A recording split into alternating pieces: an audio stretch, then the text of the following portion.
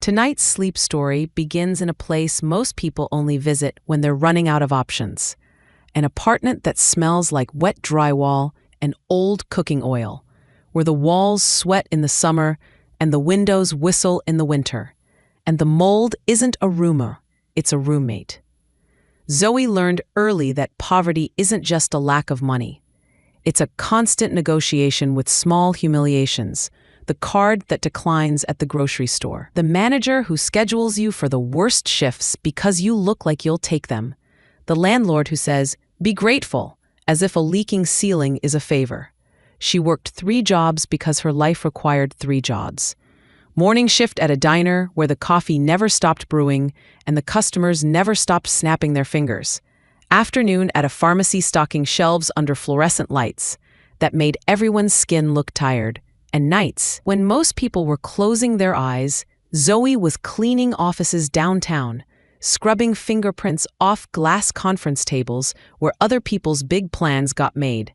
If she was lucky, she'd catch a glimpse of her reflection in those polished surfaces, hair pulled back, uniform wrinkled, eyes determined in a way that almost looked like hope. Everything she did had a name attached to it. Elizabeth. Her mother, Elizabeth, lived on the narrow couch that folded out into a bed and folded back into a couch because the apartment had no room to be sick. She was the kind of woman who apologized for needing help, even while she was coughing so hard her body shook. She kept a soft voice, like she was afraid loudness would cost extra. "I'm okay," she'd say, and Zoe would smile like she believed it, and then go to her next job like speed could outrun reality. Wyatt called it temporary. Wyatt always had words like that, words that sounded like ladders: temporary, investment, sacrifice, long-term. He was in law school and he carried himself like he already wore the suit he couldn't afford. When he spoke, he sounded certain, and certainty can feel like money when you don't have any. He promised Zoe that her exhaustion meant something. He promised her a future where Elizabeth would have doctors who didn't rush, and medications that didn't come with whispered warnings at the register, and a home with a door that locked properly. "You're building us," Wyatt would say, kissing her forehead like she was a foundation and not a person. Zoe wanted to believe him, not because she was naive, but because believing was lighter than despair. And on nights when her hands ached from bleach and her feet burned from hours on tile, Wyatt would sit at the little table with his casebooks open, studying with the intensity of a man who believed the world owed him a win. He'd look up sometimes, grin like he was already there, and Zoe would look at him and think, maybe my suffering has an expiration date. Veronica liked to visit on Sundays. Veronica didn't knock the way normal people knocked. She tapped once, like announcing herself to staff, and then pushed in, breezing through Zoe's cramped doorway with a perfume that smelled expensive and reckless. She was Zoe's best friend, which was what Veronica called herself, and Zoe didn't correct it because she didn't have the energy for an argument about words. They'd grown up in the same neighborhood a long time ago, back when Veronica's family was only doing okay instead of untouchable, back when Veronica borrowed Zoe's hair ties and said thank you like she meant it. Now Veronica treated Zoe like a charity project that made her feel kind. "I brought you something," she'd announce, holding up a designer dress like it was a trophy. "It's practically new." Zoe would take it because refusing would cause a scene, and because sometimes she needed something nice, anything, to remind herself she wasn't invisible.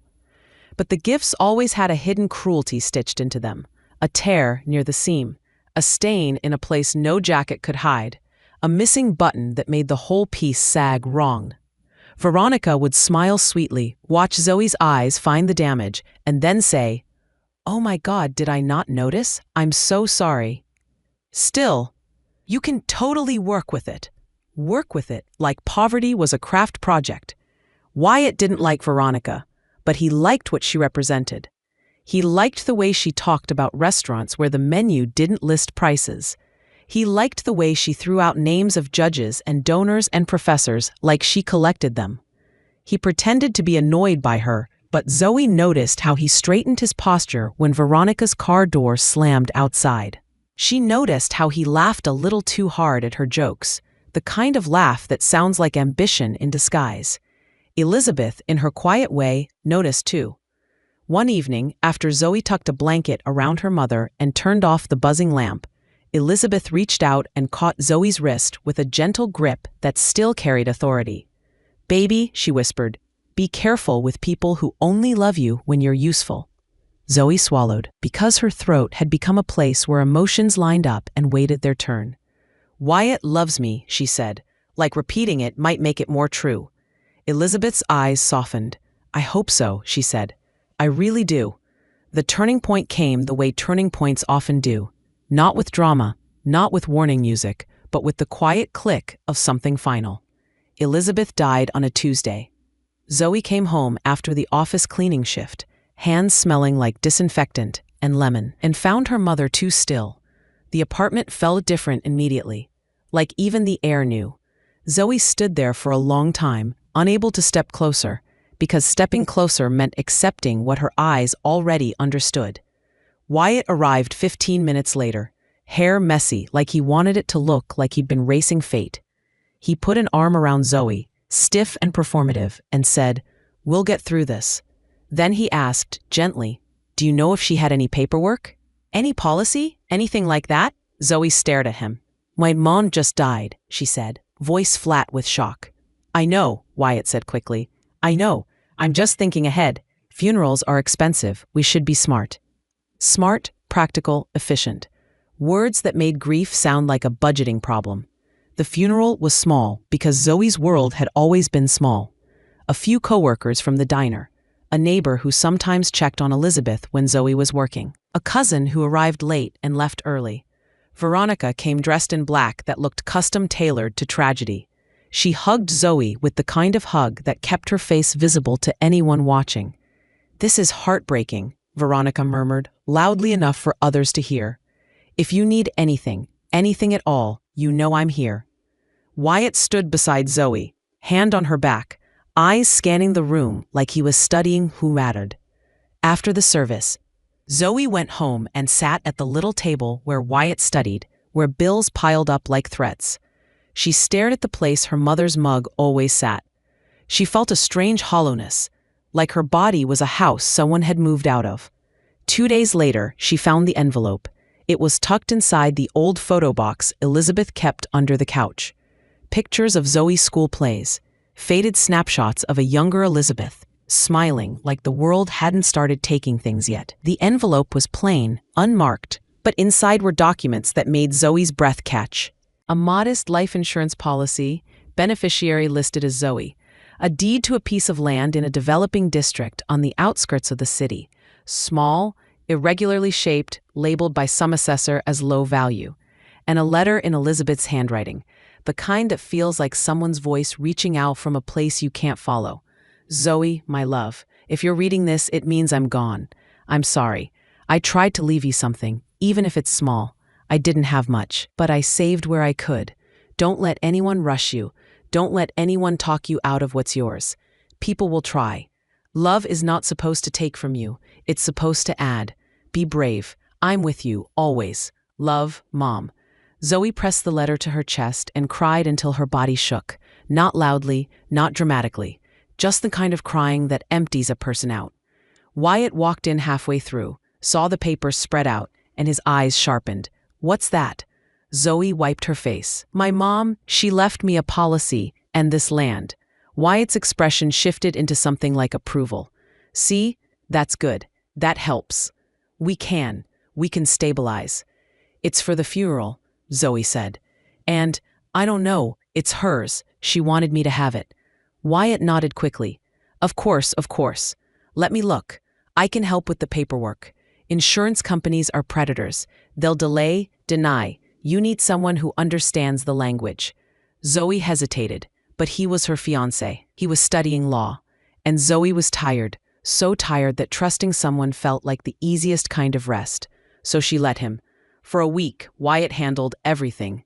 He asked Zoe to sign forms when she stumbled home between shifts. He told her to initial here, sign there. He spoke in calm, confident tones, like a doctor explaining a procedure. Zoe didn't question him, because her brain was wrapped in grief and work and the constant ache of missing her mother. When she finally asked about the funeral expenses, Wyatt said, "It's in motion," and kissed her cheek. When she asked about the land deed, Wyatt said, "It's complicated," and kissed her forehead. When she asked why the insurance company hadn't called her, Wyatt said, "Because I'm shielding you," and kissed her like a reward. Then, one afternoon, Zoe got a phone call that tore the thin fabric of her world clean in half. It was a woman from the insurance company. Her voice was crisp, professional, with that tone customer service people get when they think they're dealing with someone irresponsible. "Miss Hart, I'm following up to confirm you received the payout. We processed it last week." Zoe's throat went tight. "The payout?" "Yes," the woman said. "It was deposited. Your husband, Mr. Wyatt, provided signed documentation." "My fiancé," Zoe corrected automatically, mind scrambling. "And I didn't—" "Ma'am," the woman interrupted gently. "We have your signature on file." Zoe's skin went cold. "That's not possible." "I can email you the documents," the woman offered, a hint of impatience. "But as far as our records show, it's complete." Zoe hung up and stared at her phone like it had just bitten her. Wyatt wasn't home. She called him. No answer. She texted. Nothing. Her hands shook as she opened her banking app. Her account balance looked the same as it always did, embarrassingly low. No deposit. No miracle. No funeral fund. She thought, briefly, maybe it went into a different account. Maybe there was a hold. Maybe. Then she checked the deed documents again and noticed something she hadn't noticed before. The land had been transferred. The deed had changed hands. Her name, printed clearly, sat above a signature she didn't recognize as hers, but was close enough to fool someone who wanted to be fooled. Her mouth went dry. Wyatt had forged her signature, and he hadn't just taken the money meant for Elizabeth's burial. He'd taken the one thing her mother tried to leave behind, like a small shield against the world. Zoe didn't scream. She didn't throw things. Her body went eerily calm, like it was conserving energy for impact. She needed proof. She needed Wyatt in front of her. She needed to look at his face and understand how someone could kiss you and rob you in the same breath.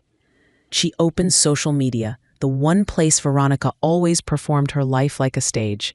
And there it was, a story post, blurry and glittering, 2 champagne glasses clinking above a table set with candlelight.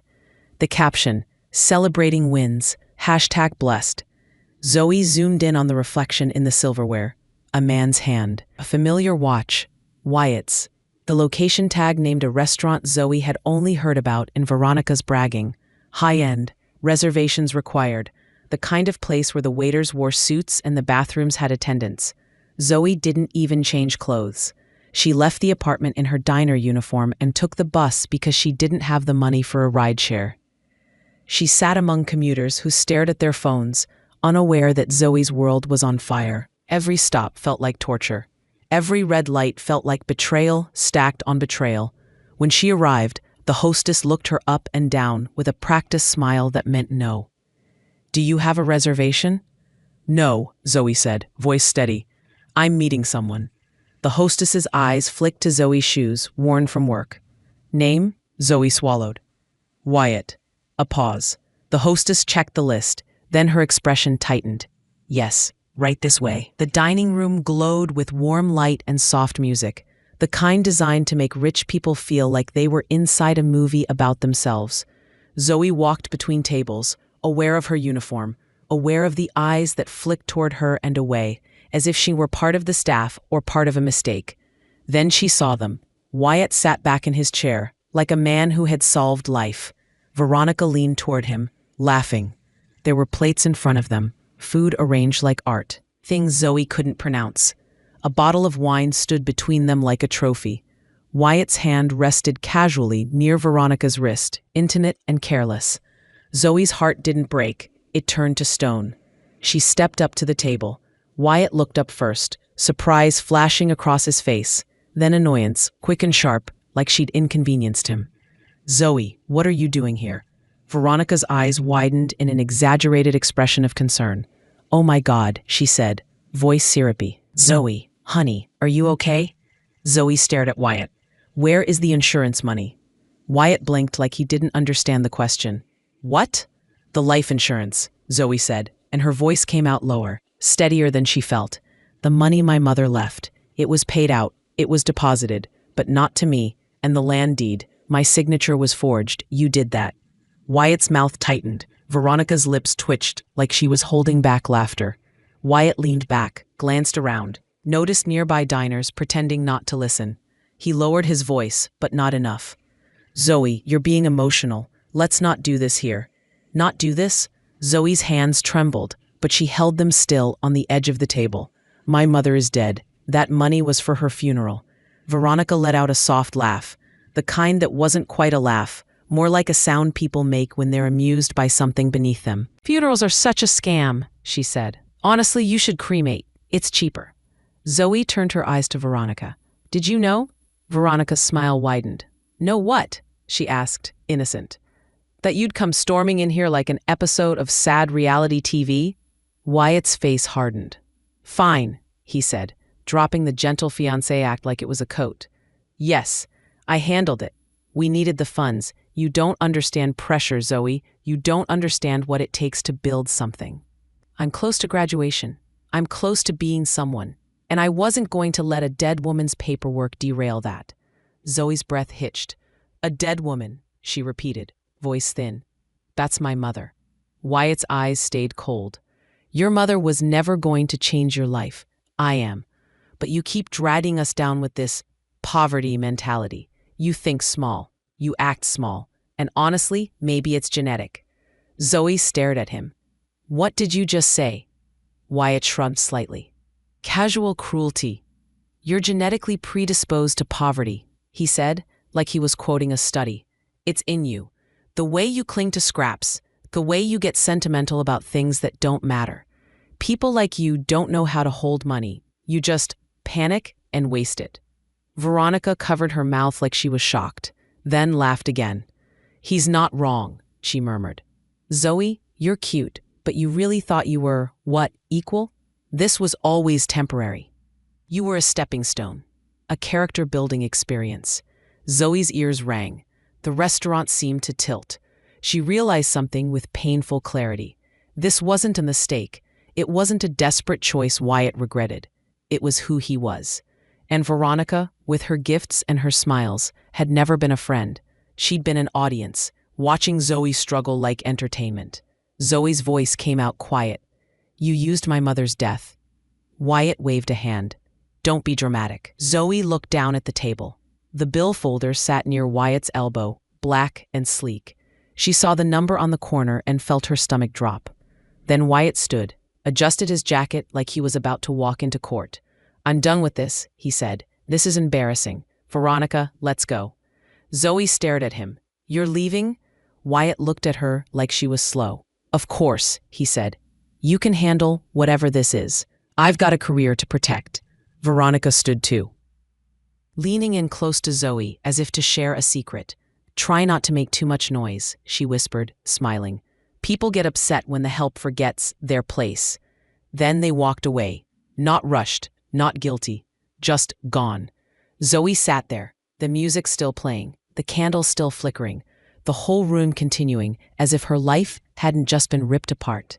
A waiter approached with that careful expression service workers wear when they smell trouble. Ma'am, he said softly, glancing after Wyatt and Veronica. Will that be one check or? Zoe swallowed. They left. The waiter's polite mask tightened. The reservation is under Mr. Wyatt's name, he said. The check is. Zoe opened the folder with shaking fingers. The number might as well have been a foreign language. She couldn't pay it. Not with her tips, not with her paycheck, not with anything. I can call someone, the waiter offered, but his tone shifted, less kind now, more firm. If you're unable to settle. Zoe's throat closed. She reached for her phone, called Wyatt again. Voicemail. Called Veronica. Straight to voicemail. She texted. No answer. The manager came. The manager didn't smile. The manager asked questions Zoe didn't know how to answer. Zoe tried to explain. The manager listened like he'd heard every sob story before and had learned to hate them. When Zoe couldn't pay, they called the police. It wasn't a dramatic arrest. No handcuffs clicked in a loud moment of justice. It was worse. Quiet, humiliating, bureaucratic. A cop with tired eyes asked Zoe for her ID. Another took notes like she was a problem to be processed. People stared as she was walked through the dining room. Past linen tablecloths and wine glasses and the kind of wealth that never had to explain itself. Outside, the air was cold. Zoe's uniform felt thinner than ever. At the station, they put her in a holding cell. Metal bench, scratched walls, fluorescent light that made time feel sticky. Zoe sat with her hands folded and stared at the floor. That was where the ruin finished settling into place. Wyatt didn't just steal money. He stole her credibility. He stole her dignity. He set her up to look like the kind of person who tried to dine and dash at a fancy restaurant. The kind of person who caused scenes. The kind of person no one believed. And Veronica, with her perfect social media life, would spin the story into something delicious. Poor Zoe went crazy. Poor Zoe embarrassed herself. Poor Zoe proved she couldn't handle being around real people. Zoe closed her eyes, breathed in air that smelled like bleach and old metal, and tried to think. She remembered Elizabeth's letter. Don't let anyone rush you. Don't let anyone talk you out of what's yours. Zoe whispered, barely audible, I'm sorry, Mom. Then she forced her mind to focus on details, because details were where truth hid.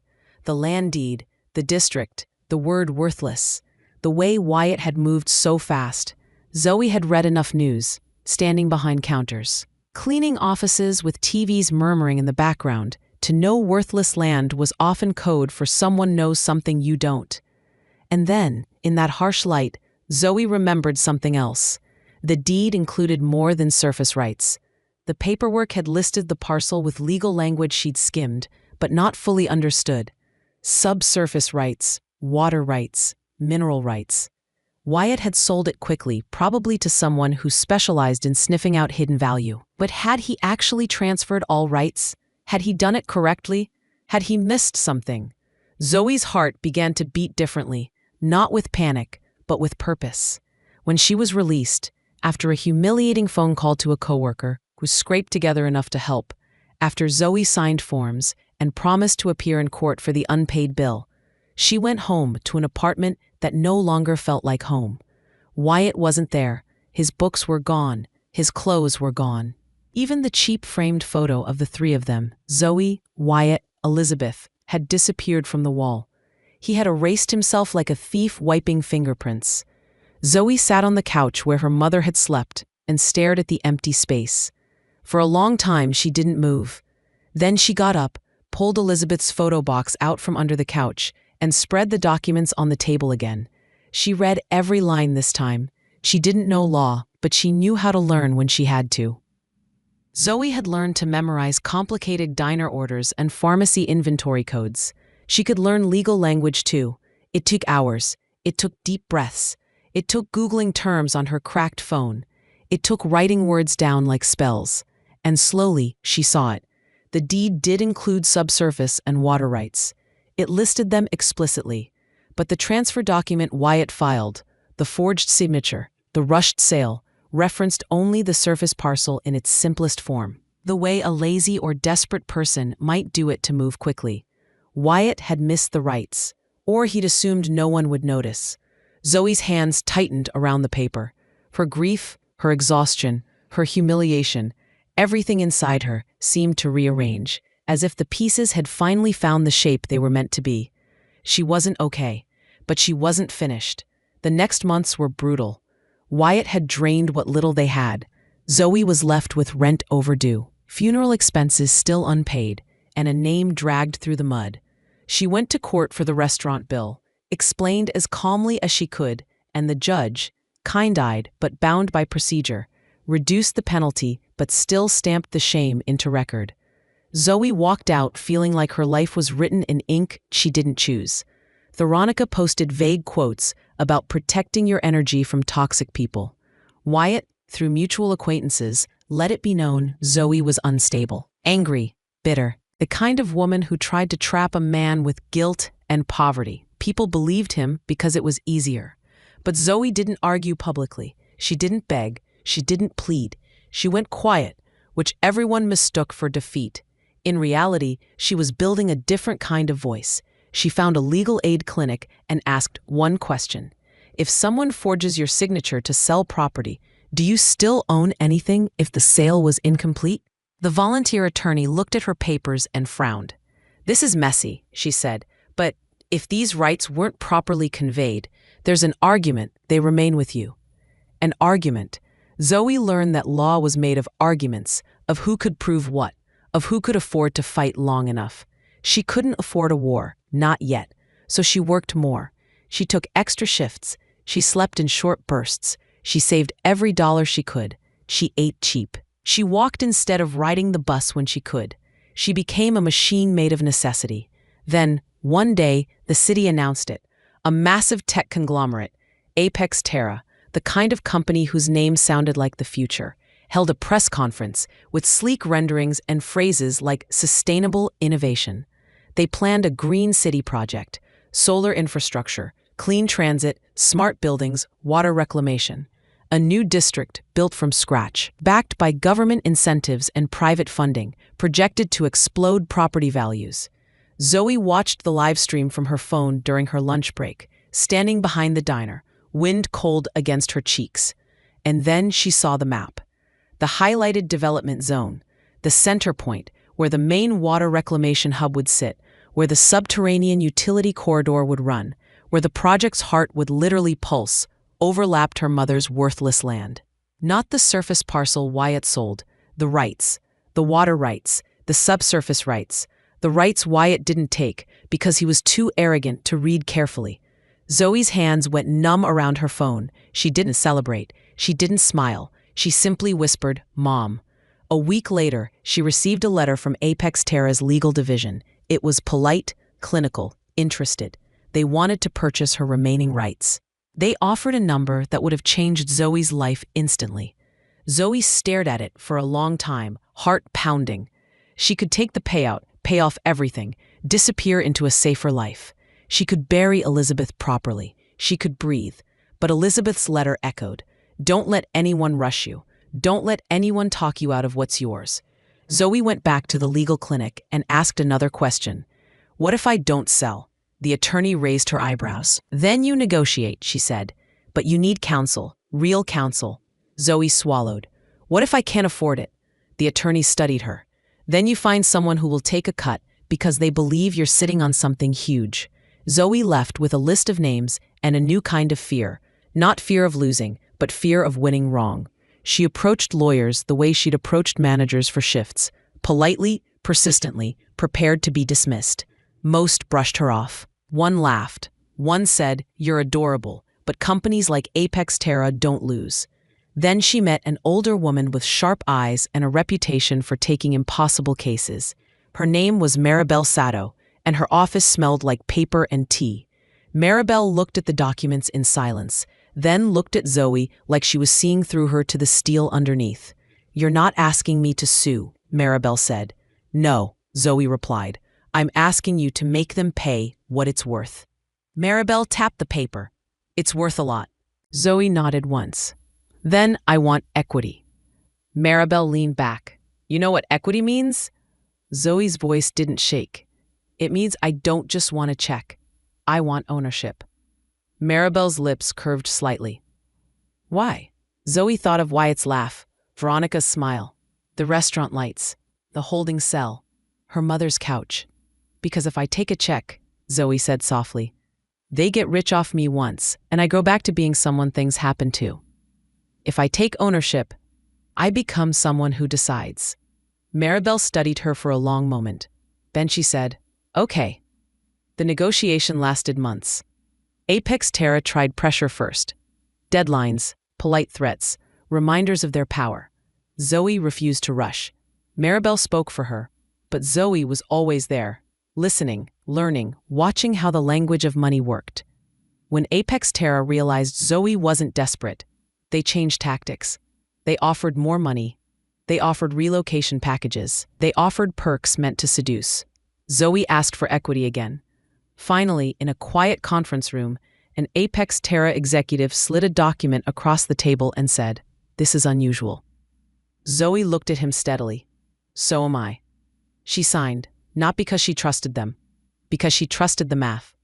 The deal made her a minority stakeholder in a core infrastructure subsidiary tied to the Green City's water reclamation and subsurface utility system.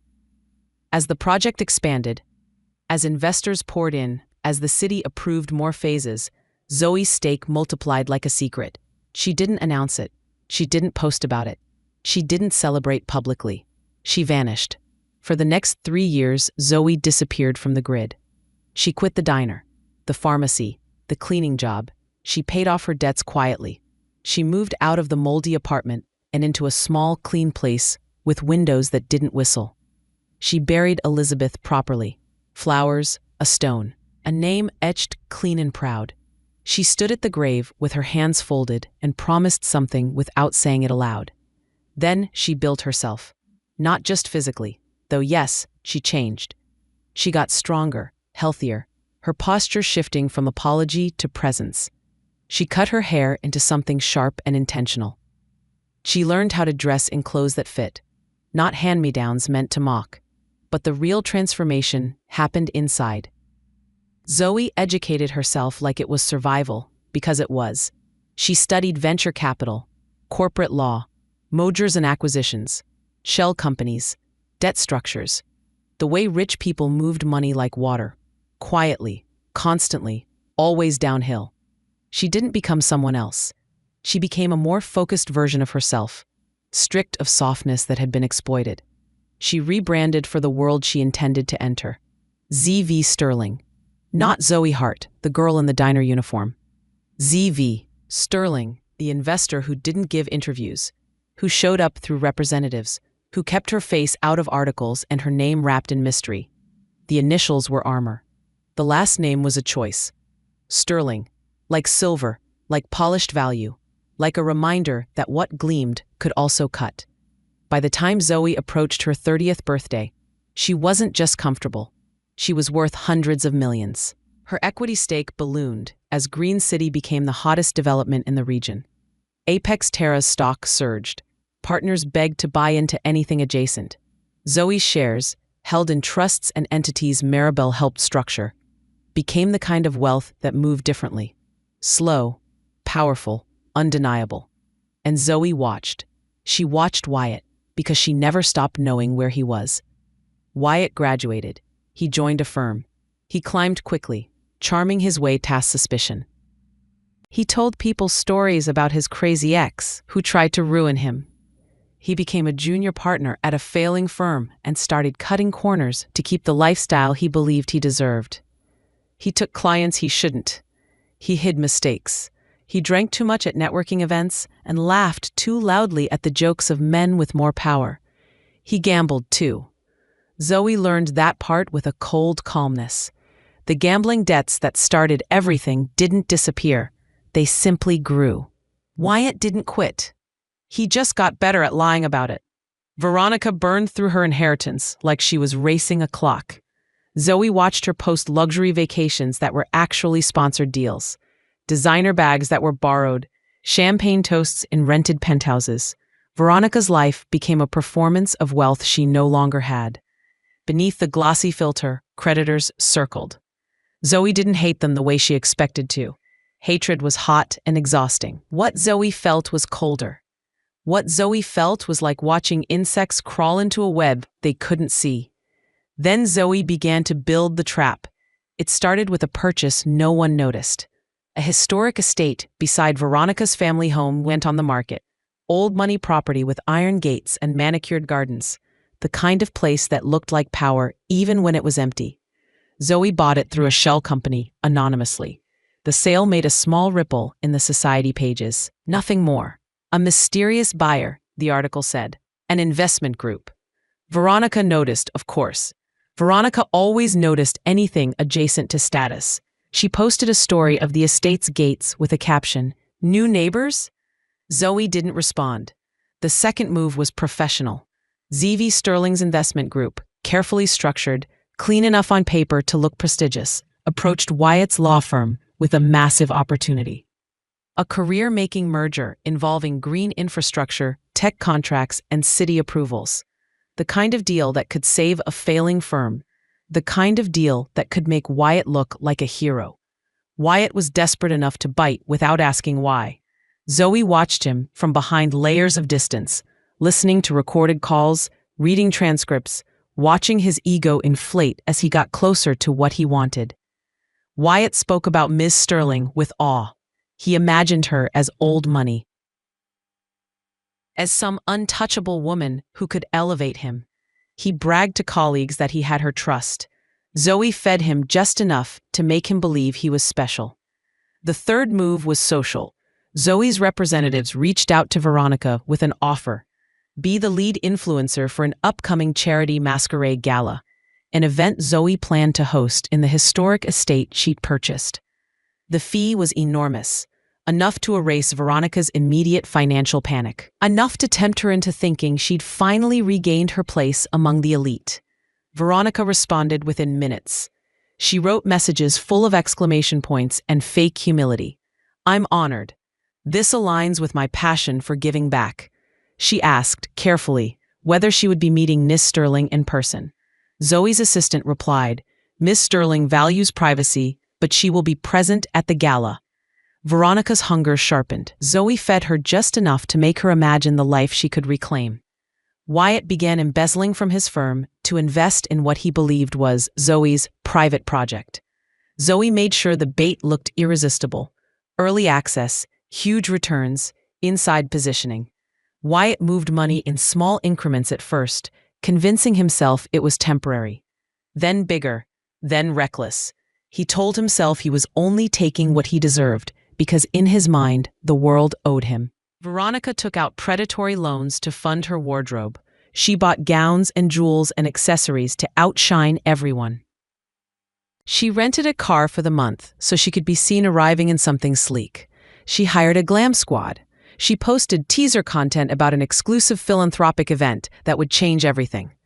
Zoe watched the numbers stack up behind Veronica's smile. Dead as a leash you can't see until someone yanks it. The gala approached. The city buzzed about it. Invitations went out to the elite. The cause was real. Zoe made sure of that. A charity initiative for housing security and healthcare access.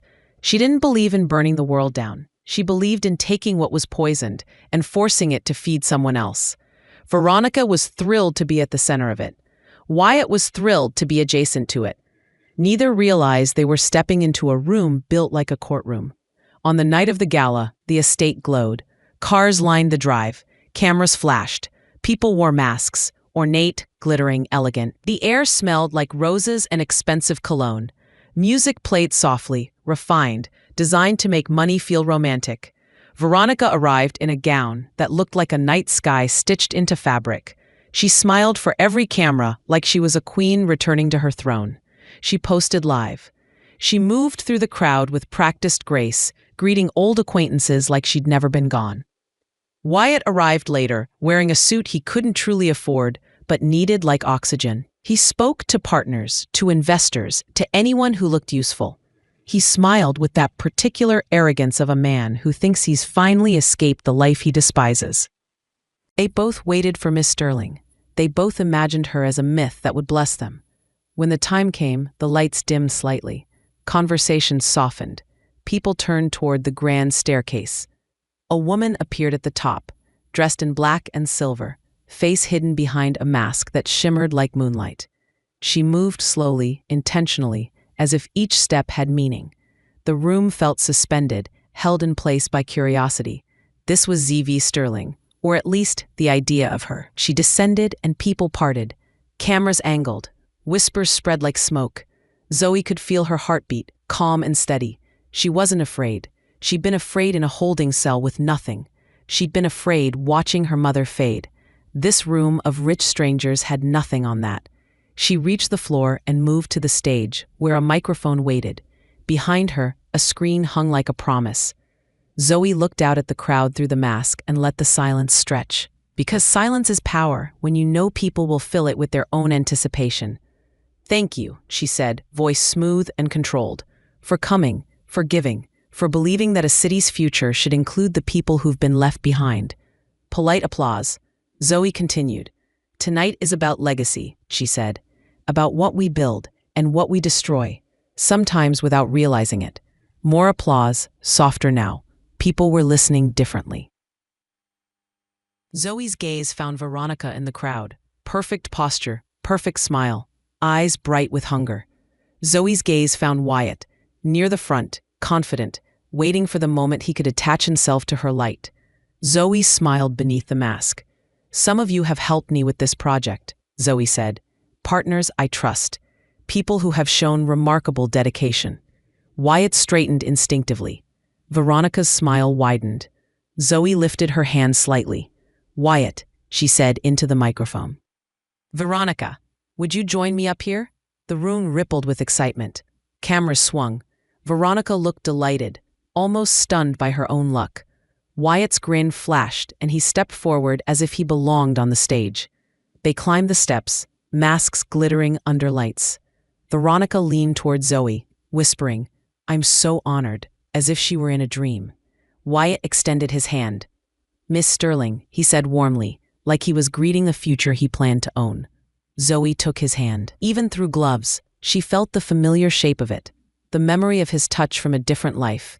It didn't shake her. It reminded her why she was here. Zoe turned back to the crowd. "I want to recognize these two publicly," she said, "because when people help build something, they deserve credit." Wyatt's chest lifted. Veronica's eyes shone. They basked in the moment like sunlight. Zoe gestured toward the screen. "We prepared a tribute," she said. "A look at dedication, at partnership, at the story that brought us here." The lights dimmed further. The screen flickered on. The video began innocently enough. Elegant shots of the Green City project, smiling faces, philanthropic messaging. Quick clips of Wyatt at work, public records, staged photos from the firm website. Veronica's influencer highlights, charity posts, glamorous events. It looked like a celebration. Wyatt relaxed, pleased. Veronica smiled, already imagining the headlines. Then the footage shifted. The color changed. The quality dropped. Grainy, shaky video appeared. Dashcam footage, timestamped, recovered and restored. A car interior at night. Laughter.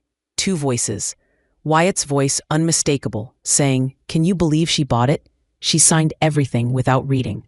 Veronica's laugh, sharp and delighted. "Of course she did. Poor girls always think love means loyalty." Wyatt again. "The insurance paid out fast. Dead woman's money. Honestly, it's poetic." Veronica.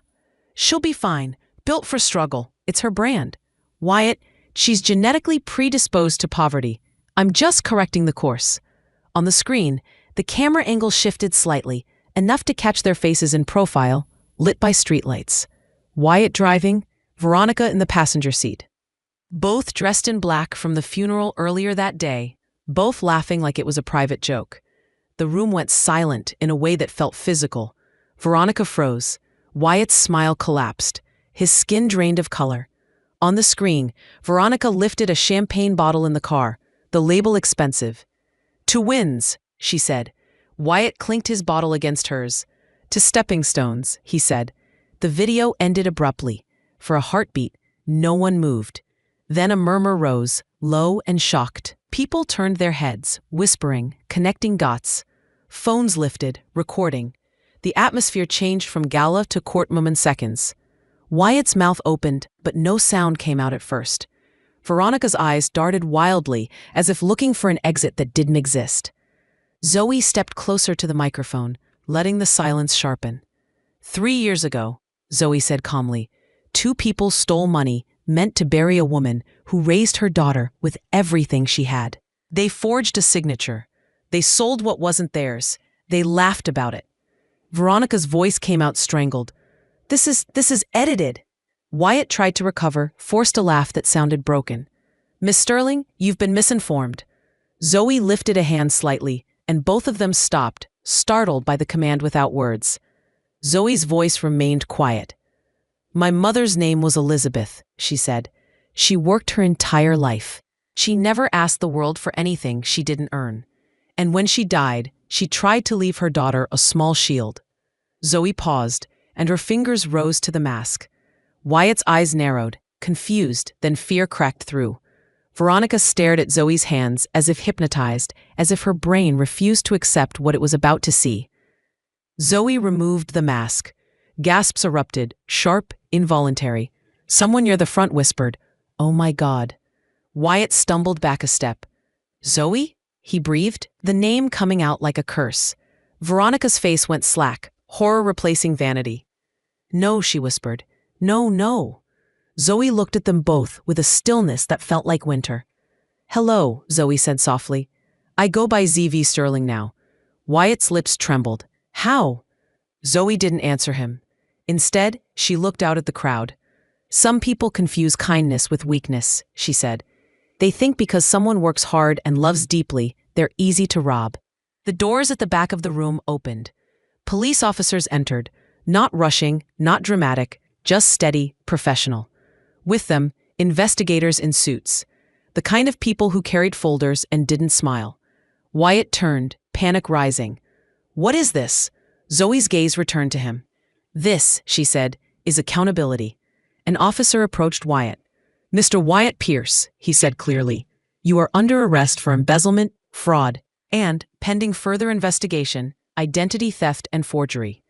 Wyatt shook his head violently. "No, no, this is a misunderstanding." The officer took his arm. Wyatt's voice cracked. "Zoe, please!" Zoe didn't move. Veronica backed away, eyes wild, but another investigator stepped toward her.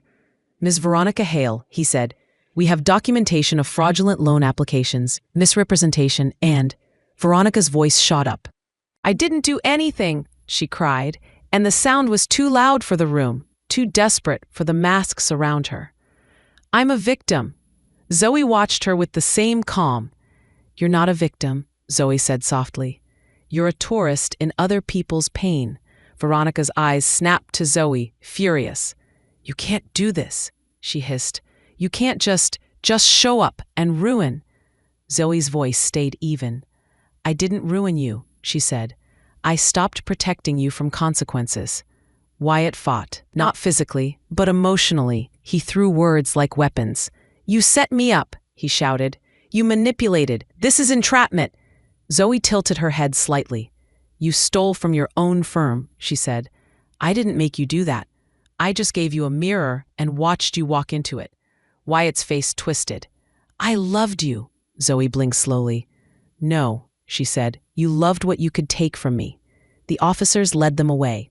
Cameras recorded everything. Masks turned toward Zoe. And in that moment, the crowd didn't see a poor girl who had been humiliated. They saw a force they hadn't predicted. They saw a woman who had learned the language of power and spoke it fluently. Zoe stood at the microphone, the room quieting again. Not out of politeness now, but out of awe and unease. She took a breath and said, "The gala will continue. The charity will receive every dollar promised tonight, and the shelter initiative will begin construction next month." A ripple of nervous applause, then stronger applause, then a wave, because people applaud what scares them when they want to align with it. Zoe stepped off the stage and walked through the crowd, her face uncovered, her expression composed. She didn't rush, she didn't smile. She moved like someone who had already survived the worst night of her life and had nothing to fear from bright rooms. Later, when the guests had gone and the estate had quieted, Zoe sat alone in a smaller room lined with old books. She removed her gloves and stared at her hands, remembering how they once smelled like bleach and lemon. Maribel stepped in quietly. "It's done," she said. Zoe exhaled. "No," she said softly. "It started." The aftermath was swift because Zoe had planned it to be. Wyatt's arrest made headlines. His firm collapsed under the scandal. Partners scrambling to distance themselves. Investigations uncovered patterns, small frauds. Shady filings, clients he'd lied to. People who had once toasted him at networking events pretended they'd always suspected. Veronica's world shattered in a different way. Public shame, creditors, the sudden loss of friends who only liked her when she was shiny. She posted tearful videos about betrayal and mental health, but the receipts were too strong, the dashcam footage too damning. Sponsors dropped her, comments turned vicious. The fake luxury lifestyle evaporated, and what remained was a young woman who had never learned how to be ordinary. Zoe didn't watch the chaos with satisfaction. She watched it like weather. Because Zoe's revenge wasn't meant to be loud, it was meant to be permanent. A week after the gala, Zoe visited Wyatt.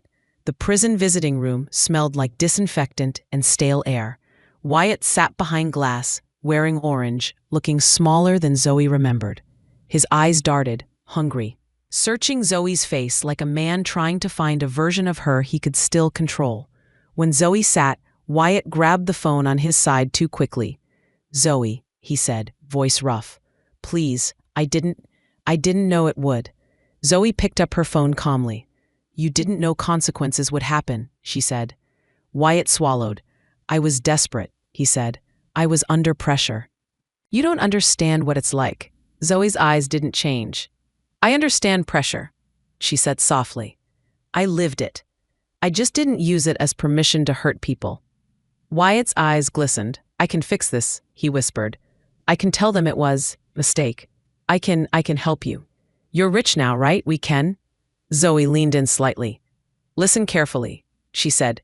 "The investment you stole money for, the one you thought would save you?" Wyatt's breath hitched. "Yes. It never existed," Zoe said, voice gentle, like telling a bedtime truth. "It was a ghost, a story. You went to prison for a fantasy you built because you believed you deserved it." Wyatt stared, stunned. "No," he whispered. "No, you can't." Zoe's eyes stayed calm. "You forged my signature," she said. "You stole my mother's last gift. You laughed. You told me I was born for poverty." Wyatt's mouth trembled. "Zoe, please," shook her head once. "You were right about one thing," she said. "I was born into struggle, but I wasn't born to stay there." Wyatt's voice rose, frantic. "I loved you." Zoe's expression didn't harden. It softened in a way that felt like closure. "If you ever loved me," she said quietly, "you wouldn't have needed to destroy me to feel tall." She placed the phone back down and stood. Wyatt pressed his palm against the glass. "Zoe," he shouted. "Zoe, don't leave me." Zoe walked out without looking back. 2 days later, Zoe visited Veronica. Veronica wasn't in prison yet. Her case moved through court slowly, tangled in paperwork and denial. But her life had already shrunk. She rented a small apartment now, nothing like the mansion she'd grown up in. Her eyes looked tired in a way no makeup could hide. When Zoe's assistant requested a meeting, Veronica agreed instantly, because she still believed she could charm her way out of anything. They met in a quiet cafe during off hours. Veronica arrived wearing sunglasses too big for her face, as if hiding could undo exposure. When she saw Zoe, she froze. Zoe sat, calm. "Hello, Veronica." Veronica's voice came out brittle. "You did this," she hissed. "You ruined me." Zoe didn't argue. "You ruined yourself," she said softly. Veronica's hands shook as she gripped her coffee cup. "Why?" she demanded. "Why go this far? You could have just taken your money and left." Zoe's gaze was steady. "Because you didn't just steal money," she said. "You stole dignity. You stole grief. You stole the right to bury my mother without humiliation." Veronica's jaw clenched. "She was nothing to me," she snapped, then immediately seemed to realize how it sounded. Zoe nodded once, as if confirming something she already knew. "Exactly," Zoe said. Veronica leaned forward, desperation breaking through anger. "Okay," she said quickly. "Okay, and sorry. I'm sorry. I didn't know it would. I didn't know you'd become this." Zoe's lips barely curved. "That's the problem," she said. "You never thought about me at all. You thought about what I could do for you.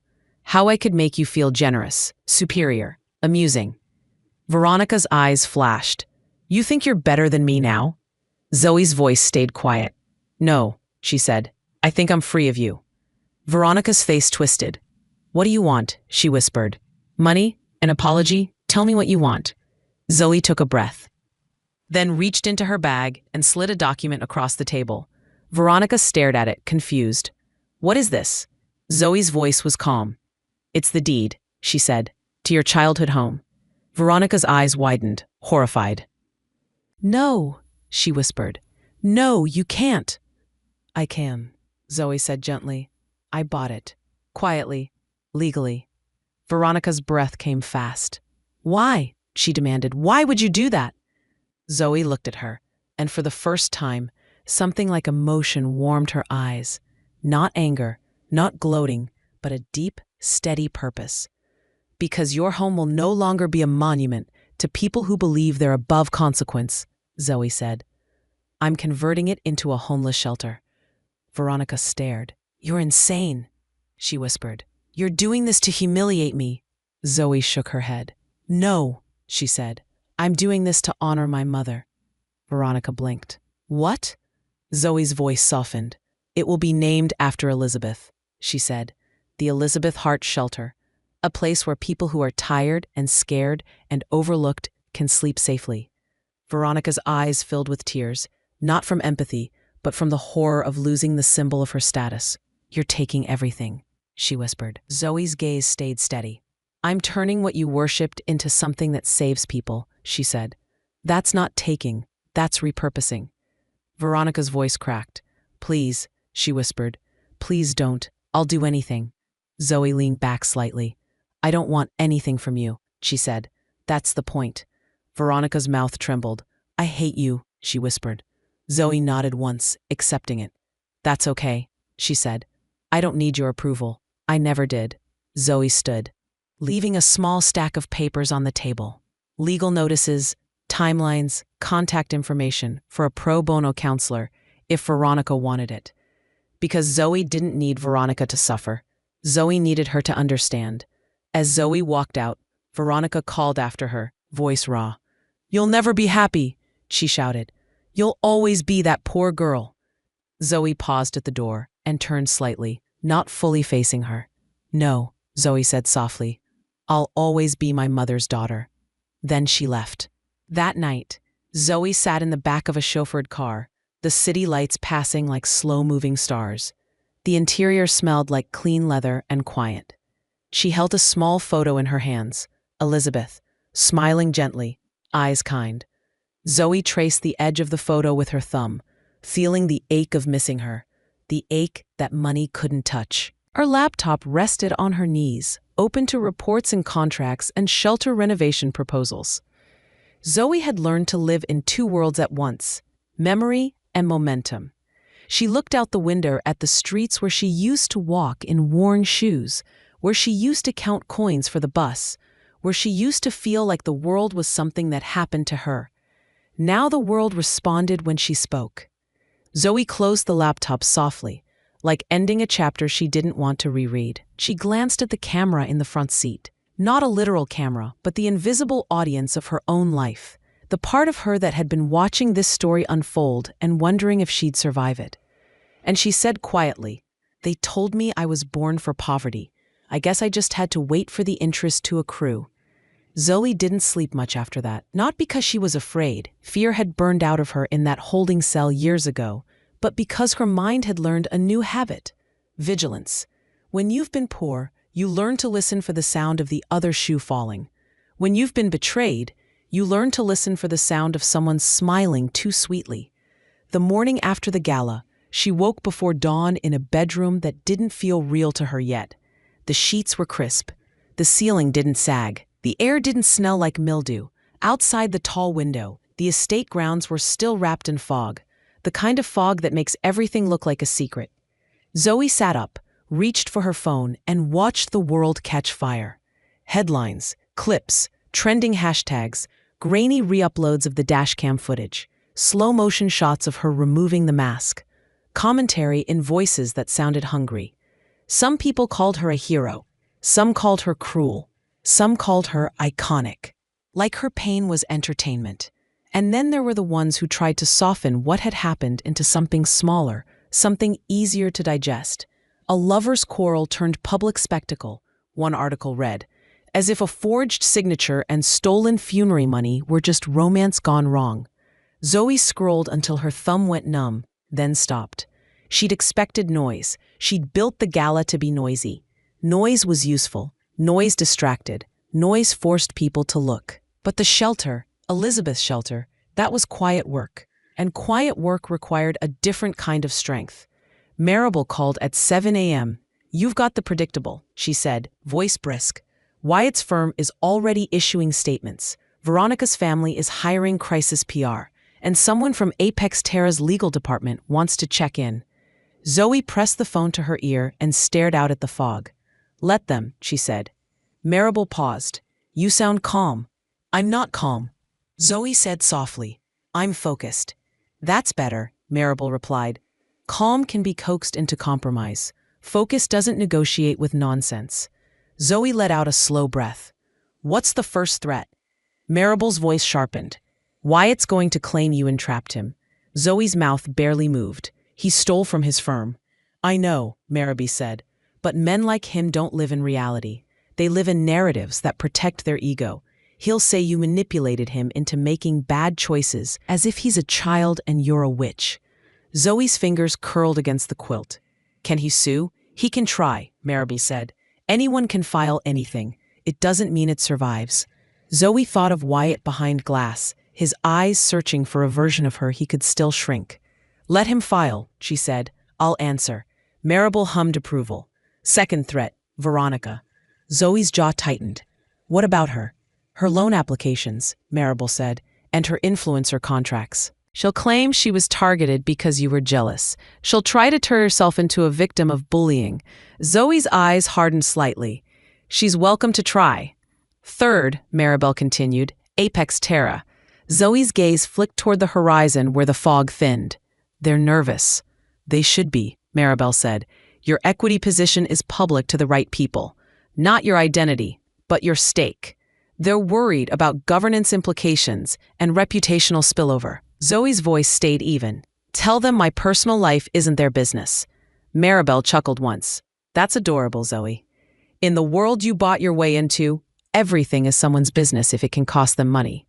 Zoe didn't flinch. Then tell them the shelter will make them look good. Silence. Then Maribel's tone warmed slightly. Now you're speaking their language. After the call, Zoe dressed simply. Tailored pants, soft sweater, nothing flashy. She pulled her hair back, the way she used to for work, except now it wasn't to look smaller. It was to look ready. Downstairs, the estate felt like a museum when it was quiet. High ceilings, old portraits, polished wood that reflected her like a different person. Zoe walked through it alone and felt a strange tug in her chest, the echo of Elizabeth's voice. Be brave. In the kitchen, her assistant, paid well, discreet, efficient, had laid out breakfast. Fruit, coffee, toast. Zoe stared at it for a moment, then made herself eat because her body wasn't a decoration for revenge. It was a tool for building. At 9, a car arrived to take her to the first meeting about the shelter. The childhood home Veronica had lost sat behind tall hedges and wrought iron gates, a property built to separate wealth from everything else. Zoe had grown up seeing it from the outside, walking past it with her mother, pretending not to look too long. It had always seemed like a different planet. Now the gate opened for her. As the car rolled up the long drive, Zoe's throat tightened unexpectedly, not with triumph, but with something closer to grief. It was a beautiful house. It had been loved by someone once, even if the love was selfish. Zoe didn't want to destroy beauty. She wanted to change what beauty meant. Inside, contractors waited with clipboards. An architect, a calm woman in glasses, walked Zoe through the space. We can convert the east wing into dorm-style rooms, she said. We'll need to update plumbing, add accessibility ramps. The kitchen is large enough to become a communal dining area. Zoe nodded, listening, but her eyes kept drifting to the details. The grand staircase, the marble floors, the chandelier that caught light like frozen stars. She imagined people sleeping here who had once been told they didn't belong anywhere. She imagined a woman who worked 3 jobs to keep her mother alive, stepping through these doors and feeling safe. She imagined Elizabeth walking through, not as a visitor, but as a name carved into the front plaque. The architect paused. Are you okay? Zoe blinked. Yes, she said. I'm just thinking. About what? Zoe swallowed. About how many people drove past places like this and thought it was proof they'd never matter. The architect's expression softened. Then we'll make it proof they do. Later, Zoe stood in what had once been Veronica's childhood bedroom. High ceilings, big windows, a balcony overlooking manicured gardens. The room was empty now, stripped. Sunlight poured in. Zoe walked to the window and stared at the grounds. This wasn't revenge anymore. This was translation. Taking something built for exclusion and turning it into shelter. Taking pain and turning it into a blueprint. Zoe left that afternoon with a renovation timeline, a budget, and a list of permits that would require city approval. The last part made Maribel's voice echo in her head. Everything's someone's business if it can cost them money. The city would get involved. The city meant politics. Politics meant people who liked Wyatt's kind of charm and Veronica's kind of donation checks. Zoe didn't fear them, but she respected the terrain. She'd learned long ago that you don't walk into a kitchen without knowing where the knives are. That night, she visited Elizabeth's grave. She went alone, without security, without announcement. It was cold enough that her breath showed. The cemetery was quiet, the kind of quiet that doesn't feel empty. It feels like waiting. Zoe stood in front of the headstone and traced the engraved letters with her glove. Elizabeth Hart, beloved mother. I did it, Zoe whispered. The words came out small in the open air. Then she frowned slightly because it didn't feel true. She hadn't done it. Not fully. Wyatt and Veronica were falling, yes, but falling wasn't healing. Falling wasn't building. Falling was just gravity doing what gravity does. I started it, Zoe corrected softly. I started something. The wind moved through bare branches like a sigh. Zoe swallowed and said the part she hadn't let herself say yet. I miss you. It hit her like a punch, raw and sudden, the grief she'd kept contained by working, by plotting, by surviving. Zoe's eyes burned. She blinked hard, but the tears came anyway, silent and steady. I'm sorry, she whispered, voice shaking. I'm sorry I didn't protect you more. I'm sorry I trusted him. I'm sorry you had to die thinking I'd still be stuck. She pressed her palm against the cold stone. But I'm not stuck, she said, and I'm going to make sure other people aren't either. When she turned to leave, she noticed something tucked near the base of the stone. A small envelope, slightly damp from dew, placed carefully, as if someone didn't want it to blow away. Zoe frowned and crouched, heart tightening. The envelope had her name on it, in familiar handwriting. Zoe's breath caught. She opened it with shaking fingers. Inside was a single, folded letter. Zoe, my love, I know you, even when you think I don't. I know you'll carry blame that isn't yours. Put it down. You did your best with what you knew. And even if you make mistakes, you're still good. There's one more thing I need you to understand. The land wasn't an accident. I didn't buy it because it was pretty. I bought it because a man at the clinic once told me the city was expanding. He said water would be the next gold. I didn't have gold to give you, baby, but I could give you a chance. If anyone tries to take it, don't fight with your fists. Fight with your mind. Fight with patience. The world is full of people who think poor means powerless. Prove them wrong. Love, Mom. Zoe's body went still. She read it again and again. Elizabeth had known. Not everything. No one predicts betrayal in perfect detail. But she'd known enough to plant a seed, a chance, a quiet weapon for her daughter's future. Zoe's tears came faster now. She pressed the letter to her chest and rocked slightly on her heels, as if the motion could keep her from breaking. I'll prove them wrong, Zoe whispered into the cold air. I promise. In the weeks that followed, the world tried to turn Zoe into a symbol. Talk shows invited Ms. Sterling to appear. Journalists hunted for her face. Commentators made lists. Top 10 most savage revenge moments. Her life became content. Zoe refused every interview. She did not want to be famous. Fame was a leash too, just gilded. Instead, she turned her attention to the pieces that actually mattered: court filings, shelter permits, and the quiet satisfaction of watching the right dominoes fall. Wyatt's case moved quickly because financial crimes leave trails. His firm, desperate to save itself, turned on him. Partners provided emails, records, internal warnings. The prosecution built a timeline of theft, small transfers that grew into larger ones. The classic arc of a man convinced he was smarter than the system. Wyatt's defense tried a different angle: emotional manipulation. They hinted that Wyatt had been romantically exploited by a wealthy investor. They painted him as a man seduced by power. The implication was clear. He was a victim of Zoe's ambition. Zoe sat in a private conference room with Maribel when Maribel relayed the argument. Maribel's expression was disgusted. They're trying to turn your success into a crime. Zoe's lips pressed together. Men like Wyatt always need a story where they didn't choose it, she said softly. Do you want to testify? Maribel asked. Zoe paused. Testifying would mean stepping into the public eye more fully. It would mean facing Wyatt in a room where he could perform again, where he could try to turn his charisma into camouflage. But it would also mean looking him in the face and stating on record what he did to Elizabeth, what he did to her. Zoe breathed slowly. "Yes," she said, "I want to testify." Maribel's gaze sharpened. "Then we prepare." Preparation, Zoe learned, was another kind of power. They rehearsed questions. They reviewed documents. They practiced how to stay calm when Wyatt inevitably tried to provoke her.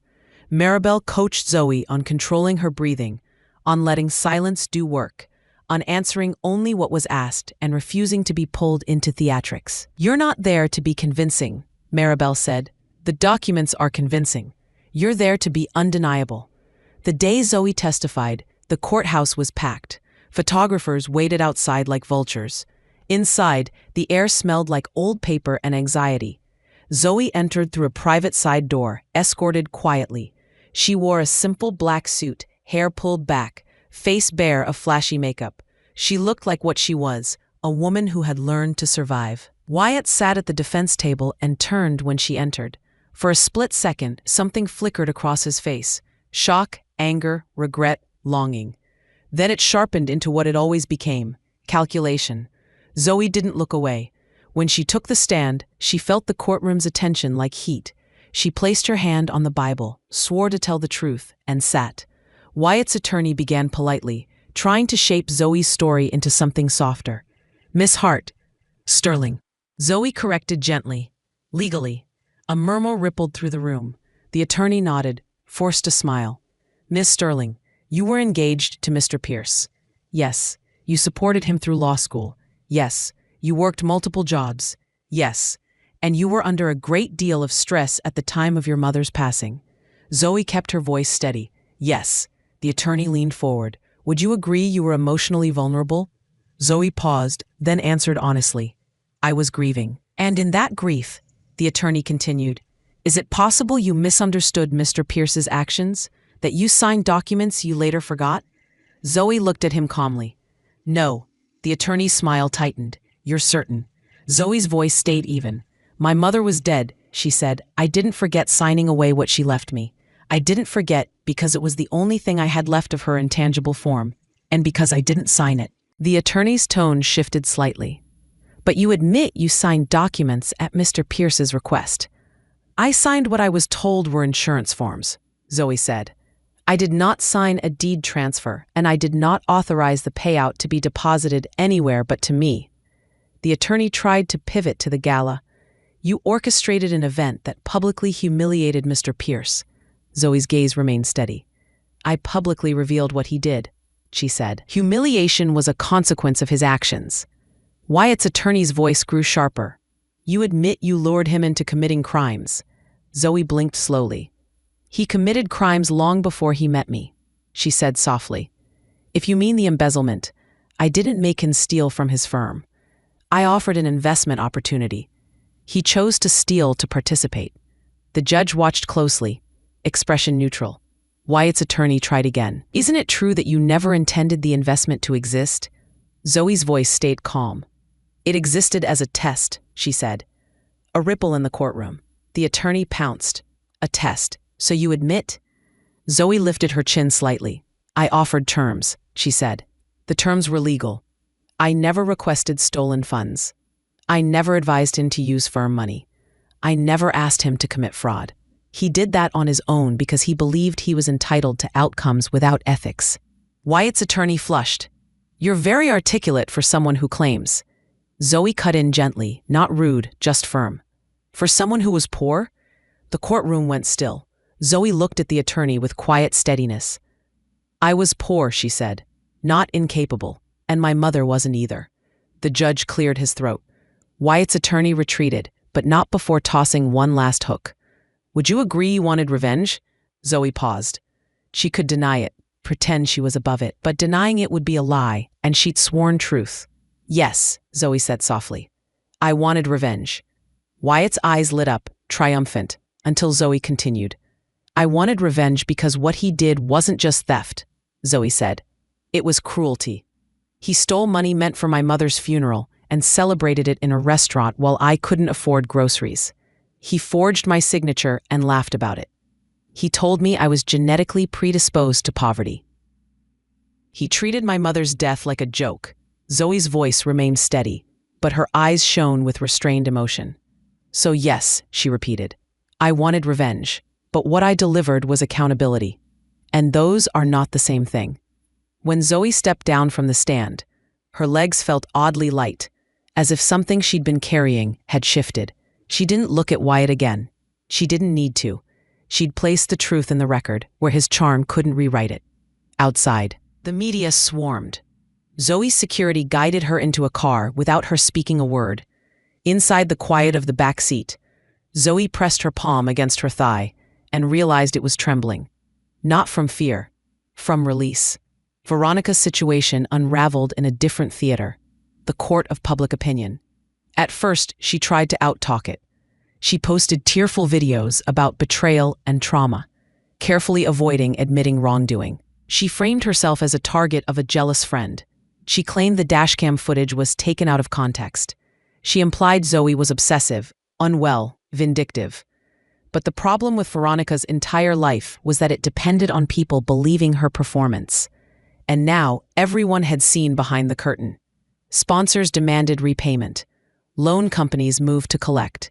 Former friends distanced themselves publicly, posting vague captions about protecting your peace. Veronica's follower count dropped. Comments turned brutal. People who had once loved her glamour now loved her downfall more. Then the city council meeting happened. The shelter needed permits, zoning changes, occupancy approvals, safety modifications. The property sat in a neighborhood where wealth liked to pretend homelessness didn't exist. The neighbors arrived at the meeting dressed in polite outrage, clutching rehearsed speeches about property values and safety and community character. Zoe attended quietly, seated in the back, hair tucked behind her ears, expression calm. She didn't want to make it about her, but she knew in that room someone would try. And they did. A woman with pearls and a sharp smile stepped to the microphone.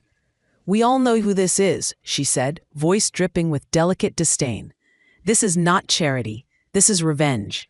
This is a wealthy woman trying to punish a family and ruin a neighborhood." Murmurs. Zoe felt eyes shift toward her like searchlights. Zoe rose slowly and walked to the public comment microphone. The council chair blinked, surprised. "Ms. Zoe spoke clearly. Zoe Sterling," she said. A hush fell. Zoe looked out at the room, at the pearl woman, at the neighbors, at the council members pretending neutrality. "My mother died in a moldy apartment," Zoe said, voice steady.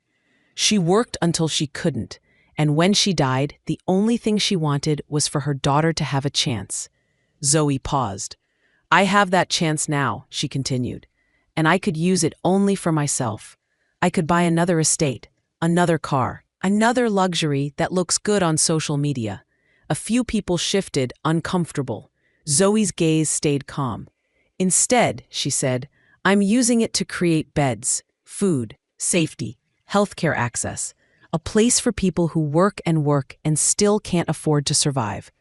The pearl woman scoffed softly. Zoe looked at her. "If you think sheltering people is punishment," Zoe said gently, "that says more about you than it does about me." A ripple of murmured approval from a few corners. Zoe turned back to the council. "This neighborhood is beautiful," she said, "but beauty is not character. Character is what you do when you have the power to help." She took a breath. "My shelter will have security," she added. "It will have rules. It will have case managers. It will have partnerships with local clinics. It will not be chaos. It will be dignity." Zoe stepped back from the microphone. "And if property values drop because poor people are allowed to sleep indoors," she said quietly, "then maybe those values weren't worth protecting." Silence. Then, from somewhere in the back, someone began to clap. It started small, hesitant, then another, then another. The applause grew, not explosive, but steady. The sound of people recognizing a truth they couldn't politely ignore. The council chair cleared her throat. "Thank you," she said. "The permit discussion will proceed."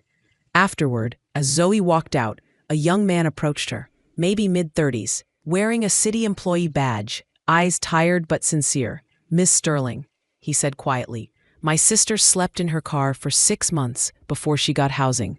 Thank you for doing this." Zoe swallowed. "You're welcome," she said softly. He nodded, then added, "And, for what it's worth, people like Wyatt, they think they're the main character. Seeing him exposed helped more than you know." Zoe watched him walk away and felt something shift again. She hadn't planned for that part, the ripple effects of truth. She'd planned for punishment, for justice, for control. She hadn't planned for impact. The shelter renovation began. Walls came down. New wiring went in. Plumbing was updated. The grand dining room was reimagined into a communal space with long tables and warm lighting. The opulent library became a resource center. Computers, job boards, counseling rooms. Zoe insisted on details that mattered. Soft blankets, not scratchy ones. Lockers for personal items. A shower schedule that respected privacy. A quiet room for people who needed calm. Dignity isn't a luxury, she told the staff she hired. It's a baseline. She hired a director with actual experience, no performative charity. A woman named Tasha who had once been homeless herself and spoke with the calm authority of someone who had survived things money couldn't imagine. Tasha toured the property with Zoe and nodded slowly. "You're serious," she said. Zoe met her gaze. "I'm not interested in optics," she replied. "I'm interested in outcomes." Tasha's expression softened slightly. "Then I'm in," she said. Meanwhile, Wyatt's trial moved toward sentencing. He tried to bargain. He tried to shift blame. He tried to offer information on other partners' misconduct to lighten his consequences. He tried everything except the one thing he owed Zoe: honesty. The judge didn't care about his excuses. On sentencing day, Zoe didn't attend. Maribel offered, "You can watch him fall." Zoe shook her head. "I already watched him," she said. "I'm done giving him my eyes."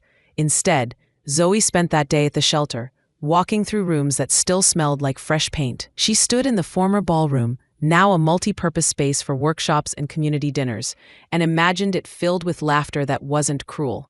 At noon, Maribel texted a single line: "He got 7 years." Zoe stared at the message. 7 years. It wasn't forever. It wasn't enough to equal what Wyatt had stolen. But it was time.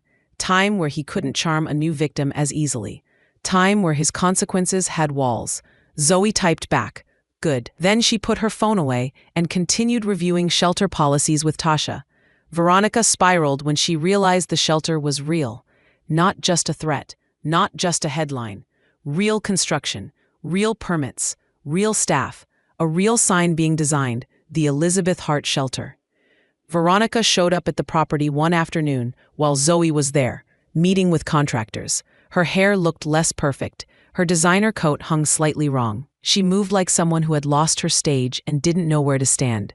Security stopped her at the gate, but Zoe saw her through the window and stepped outside. Veronica's eyes snapped to Zoe. "You're really doing it," she said, voice raw. Zoe didn't smile. "Yes." Veronica's hands shook. "You can't just take my home." Zoe's gaze remained steady. "It stopped being yours when the payments stopped," she said. "That's how debt works." Veronica swallowed, eyes filling with angry tears. "You're enjoying this." Zoe's expression didn't change. "I'm working," she said simply. Veronica laughed, bitter. "You always were so righteous." Zoe tilted her head slightly. "No," she said softly. "I was tired. There's a difference." Veronica's voice cracked. "I made a mistake." Zoe watched her carefully. "A mistake is forgetting someone's birthday," she said. "You laughed about my mother's death. That wasn't a mistake. That was who you were when you thought no one was watching." Veronica flinched as if struck. "You don't get it," she hissed. "That's how people like us survive. We." Zoe's eyes sharpened. "People like us," she repeated. Veronica's mouth opened, then closed. Zoe stepped forward slightly, not threatening, just present. "You were never like me," Zoe said quietly. "You visited my life like a tourist. You took photos. You left." Veronica's tears spilled. "I'm sorry," she whispered, but the apology sounded like panic more than remorse. Zoe held Veronica's gaze. "If you're sorry," she said, "then do one useful thing with the rest of your life." Veronica blinked. "What?" Zoe's voice stayed calm. "Stop performing," she said. Stop lying. Get help. Learn how to exist without stepping on someone. Veronica shook her head, sobbing. It's too late. Zoe didn't argue. Maybe, she said softly, but I'm not responsible for your timing. Veronica wiped her face with shaking hands. You'll regret this, she whispered. A last attempt at power. Zoe's gaze didn't waver. I already regretted it, she said. For years, every time I trusted you, I paid that price. Now I'm done. Zoe turned back toward the building, toward the work. Security guided Veronica away as she cried and cursed and begged in the same breath. Zoe stood still until the gate clicked shut again. Then she exhaled slowly and walked back inside. The shelter opened on a rainy Thursday. The sky was gray. The kind of gray that makes people hurry. But the line outside the doors was long anyway. Men and women, young and old, people with backpacks and plastic bags, people holding children's hands, people trying to look brave. Zoe stood inside near the entrance, not on a stage, not with a microphone. She wore a simple coat. Her hair was pulled back. Tasha stood beside her, calm and steady. A small plaque near the doorway read, "The Elizabeth Hart Shelter. Dignity lives here." When the doors opened, the first person who stepped in was a woman around Zoe's age, soaked from rain, eyes wary. She looked around like she expected to be told she didn't belong. Tasha stepped forward gently. "Welcome," she said. "We're glad you're here." The woman's throat bobbed. "Is this real?" she whispered. Tasha nodded. "It's real," she said. The woman's eyes filled with tears. "I haven't slept indoors in 3 weeks," she admitted, voice trembling. Zoe felt something tighten in her chest, an old pain recognizing a new one. Tasha guided the woman toward the check-in desk. More people came in behind her. The shelter filled with quiet movement, staff offering towels, volunteers handing out warm soup, children staring at the space with wide eyes. Zoe watched, silent, absorbing. This was the part that mattered. Later, when the initial rush calmed, Tasha approached Zoe with a small smile. "You can go," she said. "We've got it." Zoe shook her head. "I want to stay a little," she said. Tasha studied her, then nodded.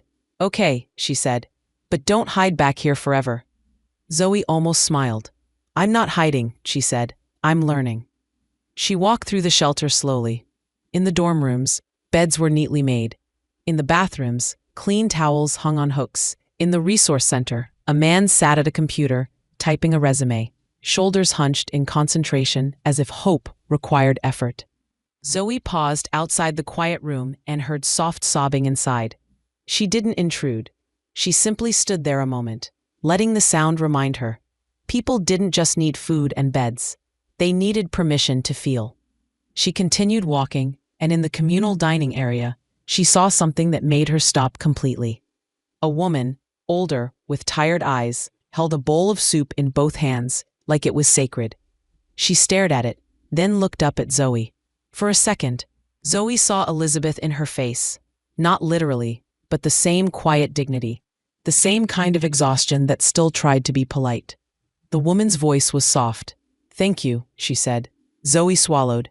"You're welcome," she replied. The woman hesitated, then asked, "Who's Elizabeth?" Zoe's throat tightened. She glanced at the plaque visible through the doorway. "My mother," she said. The woman nodded slowly. "She must have been a good woman." Zoe's eyes burned. "She was," Zoe said. The woman smiled faintly. "Then she's still doing good," she said, gesturing gently around the room. Zoe stood very still, as if moving would break something. "Yeah," she whispered, "she is." That night, Zoe returned to her estate and sat alone in the same quiet room where she'd first imagined this becoming real. She poured a glass of water, plain, simple, and held it in both hands like she needed the grounding. She thought, unexpectedly, about the phrase Wyatt had used in that restaurant, genetically predisposed to poverty. Zoe understood now what he'd been trying to do. He wasn't describing her. He was casting a spell. He wanted to make her believe her future was written in her blood, that no effort could rewrite it.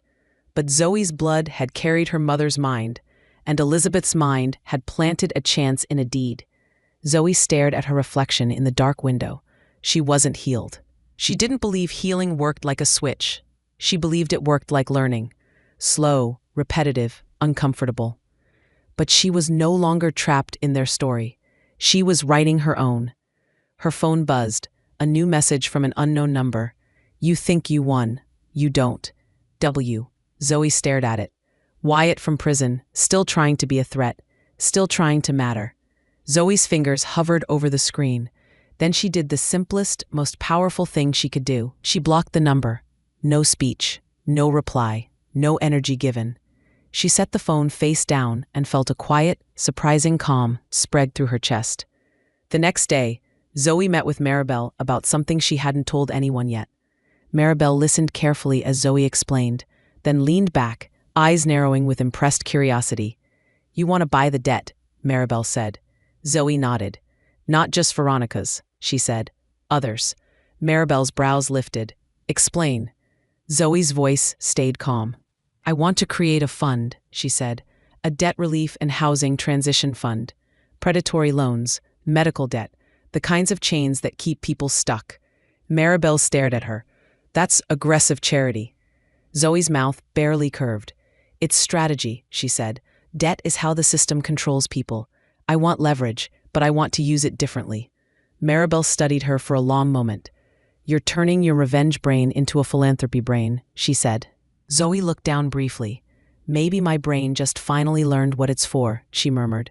Maribel's expression softened. Elizabeth, you'd be proud, she said. Zoe's throat tightened. She nodded once, because if she spoke, she might cry, and she didn't want to cry in Maribel's office.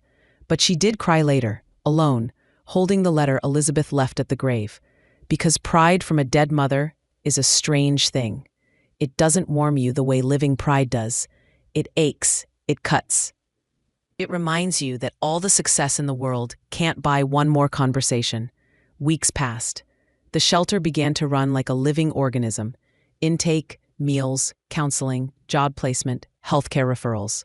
Some people stayed a few nights. Some stayed longer. Some relapsed into old cycles and returned ashamed. Tasha treated them all with consistent respect. That's the rule, Tasha told staff. We don't punish people for being human. Zoe visited often, always quietly. She didn't want residents to feel like they were being observed by a benefactor.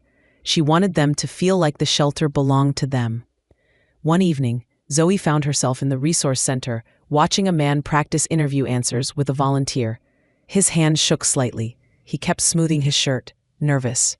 The volunteer smiled patiently, guiding him through. Zoe stood in the doorway, and for a moment, she saw herself in him. Not the rich investor, but the woman who had once stood behind a counter, pretending her life was stable. Tasha appeared beside her. You okay? She asked softly. Zoe nodded. I just forget sometimes, she said. Forget what? Zoe swallowed. How close I was to never getting out, she admitted. Tasha's expression was steady. You didn't get out because you were lucky, she said. You got out because you refused to stay down. That matters. Zoe's eyes flicked toward the man practicing interview answers. It shouldn't require a miracle, she whispered. Tasha nodded slowly. No, she agreed. It shouldn't. Zoe turned to her. Then we build fewer miracles, she said. We build systems. Tasha's mouth curved slightly. Now you're talking, she said. That night, Zoe returned home and opened her laptop. She didn't open social media. She didn't open news. She opened spreadsheets and proposals. She began designing the fund, debt acquisition, negotiation strategies, partnerships with clinics, housing vouchers, legal clinics, job training programs, a web of support that didn't rely on people being perfect to deserve help. Zoe worked until the sunrise, turned the window pale. When she finally closed the laptop, she realized she hadn't thought about Veronica once that night. Not once. And that, more than Wyatt's sentence or Veronica's downfall, felt like real victory. But the world doesn't like when a former, poor girl becomes a quiet architect of power. 3 months after the shelter opened, Zoe received a formal letter from the Hale family's attorneys, Veronica's family. They were suing. Not for the house. They couldn't, legally. Zoe's purchase was airtight. They were suing for defamation, emotional distress, interference with contractual relationships, and a list of other legal phrases meant to intimidate. Maribel read the letter, then laughed out loud. "Oh, they're panicking," she said with delight. Zoe's expression remained calm. "What do they want?" Maribel's eyes gleamed. "They want you to settle," she said. "Quiet money to make the embarrassment go away." Zoe leaned back in her chair. "I'm not paying them." Maribel nodded. "Good." Zoe's gaze sharpened. "Can they win?" Maribel's smile thinned. "They can make it annoying," she said. "Expensive. Time-consuming." Zoe's voice stayed steady. "Then we make it expensive for them too." Maribel's eyes warmed. "There she is," she said. "Zoe, the woman who learned the real rule of this world." Zoe tilted her head. "Which is?" Maribel tapped the letter. "People don't do what's right," she said. "They do what's profitable." Zoe nodded slowly. "Then we make justice profitable." Maribel grinned. "Now you're scary," she said, and it sounded like a compliment. Zoe didn't respond with bravado. She responded with action. She instructed Maribel to countersue, not for drama, but for disclosure. She wanted court-ordered financial transparency. She wanted to peel back the Hale's polished surface and show what was underneath: the hidden offshore accounts, the quiet tax manipulations, the donation schemes that bought influence. Maribel raised a brow. "You want to burn their garden down?" Zoe's voice stayed quiet. "I want to stop them from using it to hide snakes," she said. Maribel nodded once. "Okay," she said. "We go to war." And that's when Zoe understood something else about revenge. Revenge is not a moment. It's a series of choices. You can choose to stop at punishment, or you can choose to keep going until the system that allowed the betrayal can't easily produce another Wyatt, another Veronica. Zoe chose to keep going. The first thing Zoe learned about going to war with old money was this: they don't come at you like a street fight. They come at you like perfume, soft, expensive, and meant to linger until you can't breathe. The Hale family lawsuit didn't arrive with shouting. It arrived on thick paper, delivered by someone in a suit with a neutral face. It was written in language designed to make Zoe feel small again. Defamation, emotional distress, interference, reputational harm. Words like polished blades.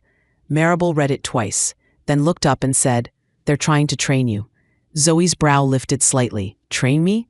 "To flinch," Maribel said. "To settle. To pay for peace like everyone else does." Zoe stared at the letter without touching it. "I'm not paying them." "I know," Maribel said. "That's why this is going to get ugly." Zoe's voice stayed calm. "Then we get uglier." Maribel's mouth curved. "Careful," she said. "That sentence is how villains are born." Zoe's eyes didn't move. "I'm not trying to be good," she said softly. "I'm trying to be effective." Maribel leaned back, studying her. "Okay," she said. "Then you do this with precision." The countersuit wasn't dramatic. It was surgical. Maribel filed for discovery that would force the Hales to open books they'd spent decades keeping closed. Donation trails, real estate trusts, corporate holdings hidden behind innocent names. The kind of financial architecture that made them look noble in public and predatory in private. Zoe didn't need revenge anymore, but she did need leverage. Because old money doesn't respond to morality. It responds to risk. Within 2 weeks, the Hales responded the way people respond when they feel a spotlight moving toward a closet they've kept locked. They launched a smear campaign. It started quietly. A concerned citizen op-ed about the shelter's true motives. A local blog post questioning Zoe's sudden wealth. Anonymous comments suggesting ZV Sterling was shady, manipulative, possibly criminal. The words weren't about facts. They were about scent, trying to make people wrinkle their noses at her without needing proof. Then the leaks turned sharper. A council member who'd never met Zoe suddenly worried about shelter oversight. A zoning inspector appeared twice in 1 week. A city audit request materialized like magic. Tasha, calm, unshakable Tasha, came into Zoe's office at the shelter one afternoon and shut the door behind her. "They're trying to choke us with paperwork," Tasha said flatly. Zoe looked up from her laptop. "Can we survive it?" Tasha's jaw tightened. "We can survive anything," she said, "but surviving is not the same as thriving." Zoe nodded slowly. "Then we don't just survive," she said. "We out-organize them." Tasha watched her a beat. "You've done this before," she said. Zoe's gaze flicked toward the window where rain streaked the glass. "I used to balance 3 schedules just to keep my mother alive," she said quietly.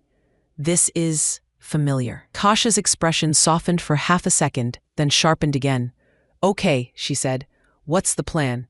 Zoe didn't raise her voice. She didn't dramatize. She simply began building a system, a compliance team, a public transparency dashboard, a community oversight committee with actual neighborhood voices. Not rich donors, but nurses, teachers, a retired firefighter, a social worker. Zoe turned the shelter into the kind of operation that could withstand scrutiny because it didn't fear it. When the inspectors came, they found immaculate records. When the audit request arrived, Zoe handed over files before they asked. And when the op-eds hit, Tasha responded with results. Job placements, clinic partnerships, nights housed, medical referrals. The smear campaign sputtered, because lies struggle when they collide with numbers. But the hails weren't done. Old money always has a second drawer. One evening, Maribel called Zoe, and her tone was different. Less amused, more sharp. They hired someone, Maribel said. Zoe's eyes narrowed slightly. Who? A private investigator, Maribel replied. Not to look for wrongdoing, to look for origin. Zoe's stomach tightened, but her voice stayed steady. They want to expose me. Yes, Maribel said. They want your before and after story framed as something suspicious. They want the public to ask. How did she do it? What did she do? Who did she hurt? They want you to look like a con artist instead of a woman who got smart. Zoe stared at her own reflection in the dark window of her office. The face looking back at her was composed, but she felt the old instinct, an urge to hide, to shrink, to disappear. She recognized that urge instantly, and she hated it. They'll find my old name, Zoe said quietly. Maribel didn't sugarcoat. Probably. Zoe's fingers rested on the edge of the desk. Then we make it useless, she said. Maribel paused. Meaning? Zoe's gaze sharpened. If they want to reveal me, she said, we reveal me first, on our terms, with our narrative, with proof. Maribel exhaled, impressed. That, she said, is why you're going to win. The next morning, Zoe did something she'd sworn she wouldn't do. She spoke publicly. Not on a talk show, not in a glossy interview. She did it at the shelter. A small press conference, minimal fanfare, no dramatic music, just a podium, a plaque behind her that read, The Elizabeth Hart Shelter, and a room full of people who mattered more than the headlines. Staff, residents, community partners. Cameras rolled as Zoe stepped up. She didn't wear diamonds. She wore a simple black blazer and her own face. My name is Zoe Hart, she said into the microphone, calm and clear.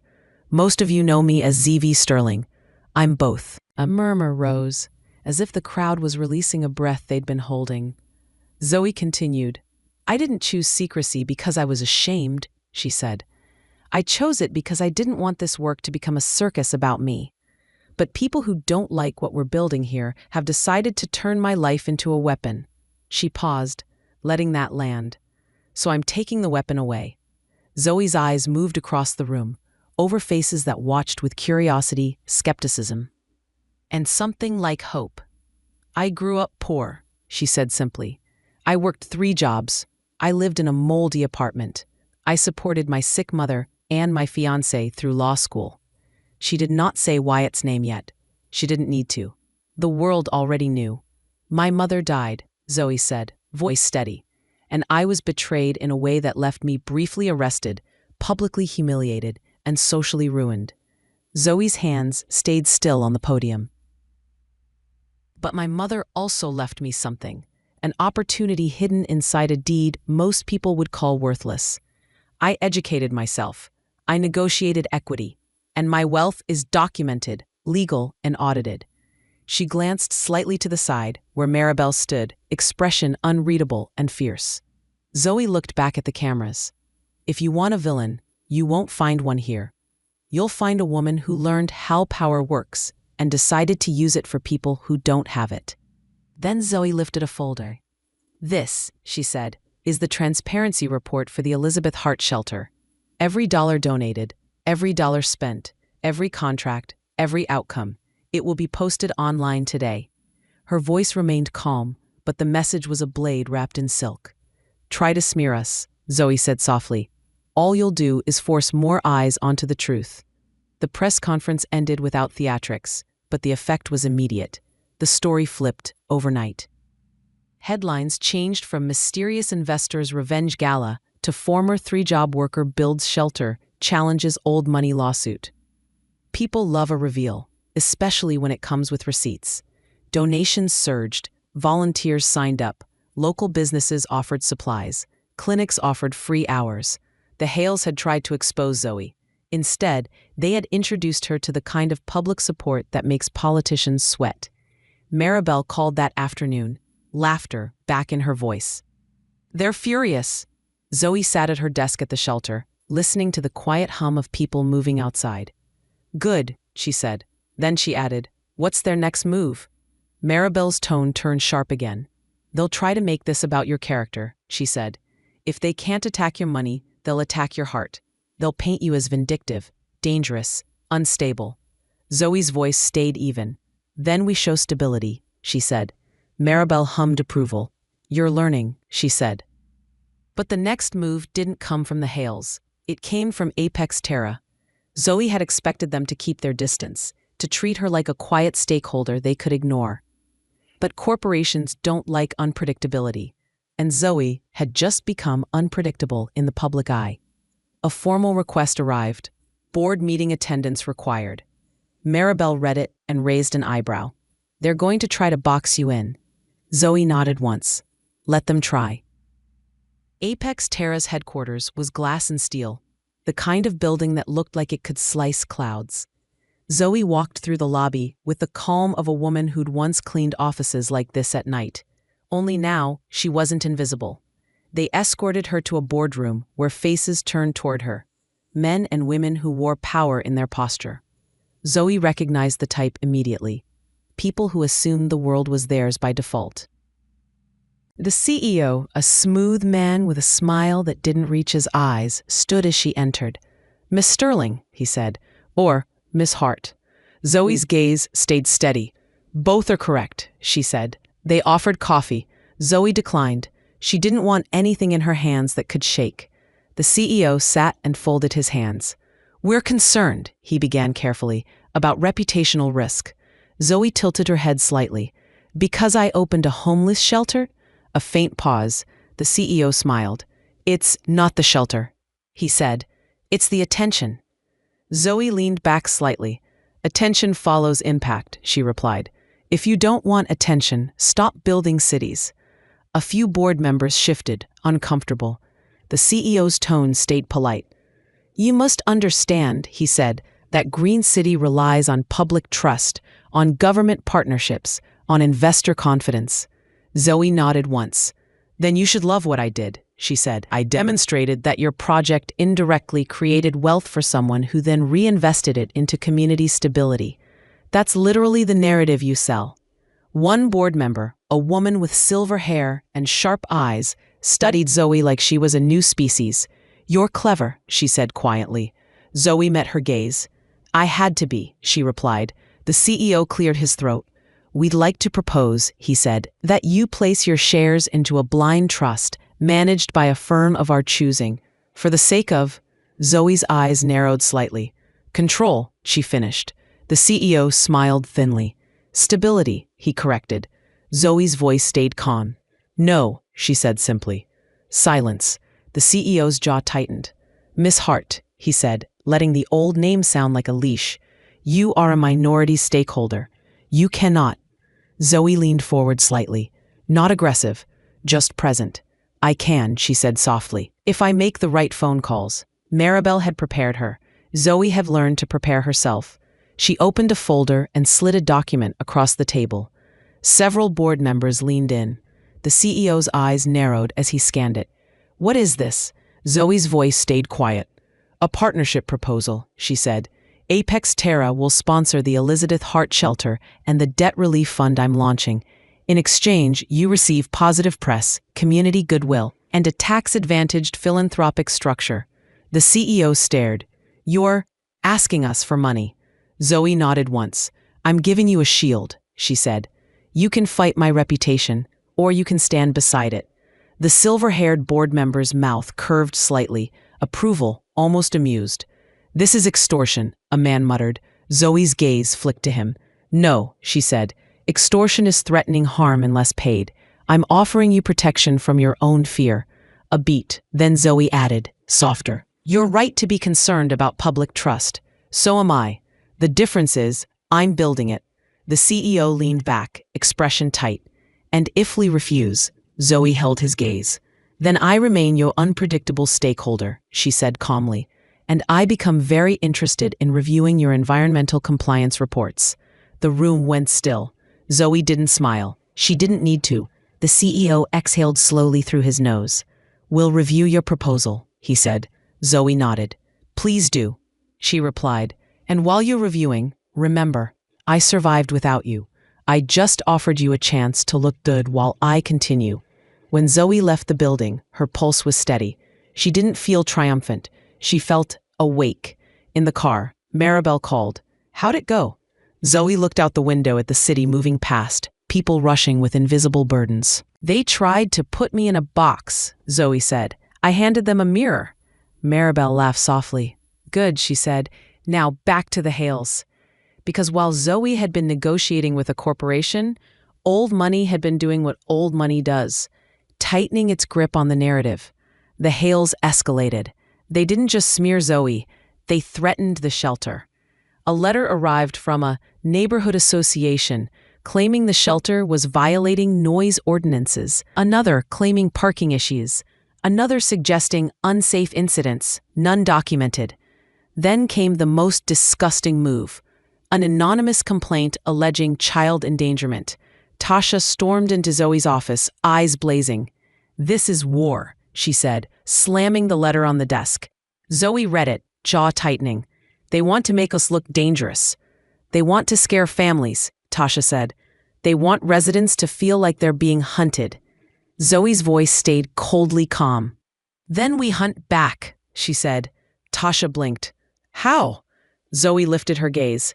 "We find who filed it," she said, "and we make them explain it under oath." Maribel loved that plan. Within days, Maribel filed motions demanding identification of the complainants and requesting sanctions for malicious reporting. "If they want to weaponize the system," Maribel said, "we make the system bite them." The Hales panicked again. Because legal systems are fun until you're the one facing penalties. Then finally, the Hales requested a private mediation. Translation, they wanted an exit. Zoe agreed, not because she wanted peace, because she wanted to see their faces when they realized she wouldn't buy it. The mediation took place in a neutral office downtown. A mediator sat between them like a referee. The Hale family attorney arrived first, smooth, confident. Then Mr. Hale himself appeared, an older man with a silver tie and a smile that looked practiced. And Veronica? Veronica arrived last. She looked smaller than Zoe remembered. Her hair was styled, but not perfectly. Her clothes were expensive, but worn wrong, like someone trying to play a role that no longer fit. Her eyes flicked to Zoe and stuck there. Not hatred, not arrogance, something worse. Recognition. Zoe kept her expression neutral and sat. The mediator began with formalities, but Mr. Hale didn't last long in silence. "We believe," Mr. Hale said smoothly, "this has all become unfortunate." Zoe's voice stayed even. "Unfortunate is a storm," she said. "This was a choice." Mr. Hale's smile tightened. "We don't deny mistakes were made," he said, "but your actions, publicly humiliating Veronica, turning her home into a shelter," Zoe finished calmly. Mr. Hale's nostrils flared slightly, the first crack in the veneer. "Into that," he said, "has created significant emotional distress." Zoe looked at him steadily. "My mother is dead," she said. "If we're discussing emotional distress, you're going to lose." Veronica's throat bobbed. She stared at the table. The Hale attorney cleared his throat. "Miss Sterling." "Zoe," Zoe corrected softly. "If you're going to talk about my mother and my life, you can use my name." The attorney blinked, recalibrated. "Zoe," he said, voice tight. "We are prepared to offer a settlement that includes—" Zoe lifted a hand slightly. "Not rude, just stopping the performance." "I didn't come for your money," she said. Mr. Hale's eyes narrowed. "Then what do you want?" Zoe leaned back, calm as ice. "I want your lawsuit withdrawn," she said. "I want a public apology for the malicious complaints against the shelter. And I want your family foundation to fund 3 years of shelter operations." Veronica's head snapped up, eyes wide. "What?" Mr. Hale's face hardened. "Absolutely not." Zoe nodded once, unsurprised. "Okay," she said softly. "Then we proceed with discovery." Mr. Hale's jaw tightened. "You're threatening us." Zoe's gaze didn't waver. "No," she said. "I'm informing you. You sued me to intimidate me. You attacked a shelter to punish me. So now you'll explain your finances in court." The mediator held up both hands. "Let's keep this productive." Zoe didn't look away from Mr. Hale. "Your family has hidden money," she said quietly. "Not illegal money, necessarily, though we'll see. But the kind of money that gets quiet favors. The kind of money that buys silence. The kind of money that keeps people like Veronica floating above consequences." Veronica flinched at her own name. Mr. Hale's voice turned sharp. "My daughter. Your daughter laughed about my mother's death," Zoe said softly. "Don't wrap her cruelty in your protection like it's love." Silence. Then Veronica spoke, voice thin. "Zoe." Zoe's eyes flicked to her for the first time since she entered. "What?" Veronica swallowed. Her hands trembled slightly. "I didn't know it would become this," she whispered. Zoe's face didn't soften. "That's been your problem," she said. "You never knew anything until it hurt you." Veronica's eyes filled with tears, real this time, not influencer tears. "I'm sorry," she said. Mr. Hale snapped. "Veronica." Veronica didn't look at him. She looked at Zoe. "I'm sorry," she repeated, voice breaking. I thought it was funny. I thought it made me powerful." Zoe watched her quietly. "You want to know what's funny?" Zoe asked softly. "A shelter full of people who have nothing, still saying thank you. That's funny. Because it proves the world didn't break them the way it tried to break me." Veronica's tears fell. Mr. Hale's face went rigid. "We're not funding your project," he said coldly. "This is extortion." Zoe nodded once. "Then we'll see you in court." She gathered her folder, calmly, and stood. The mediator sputtered. "Wait, Miss Hart." Zoe paused at the door and looked back, not at Mr. Hale, but at Veronica. "If you're sorry," Zoe said quietly, "prove it without your father's money." Veronica's lips trembled. "How?" Zoe's voice stayed calm. "Volunteer," she said. "Anonymously. No cameras, no content, no posts. Just work." Veronica blinked, stunned. "You want me to?" Zoe cut in softly. "I don't want anything from you," she said. "But if you want to become someone different, that's where you start." Zoe left before anyone could answer.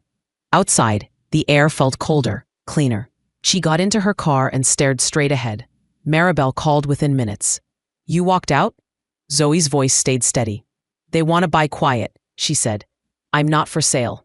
Maribel's tone warmed with pride. "Good," she said. "Then we sharpen the knives." But here was the twist the Hales hadn't predicted. Discovery works both ways.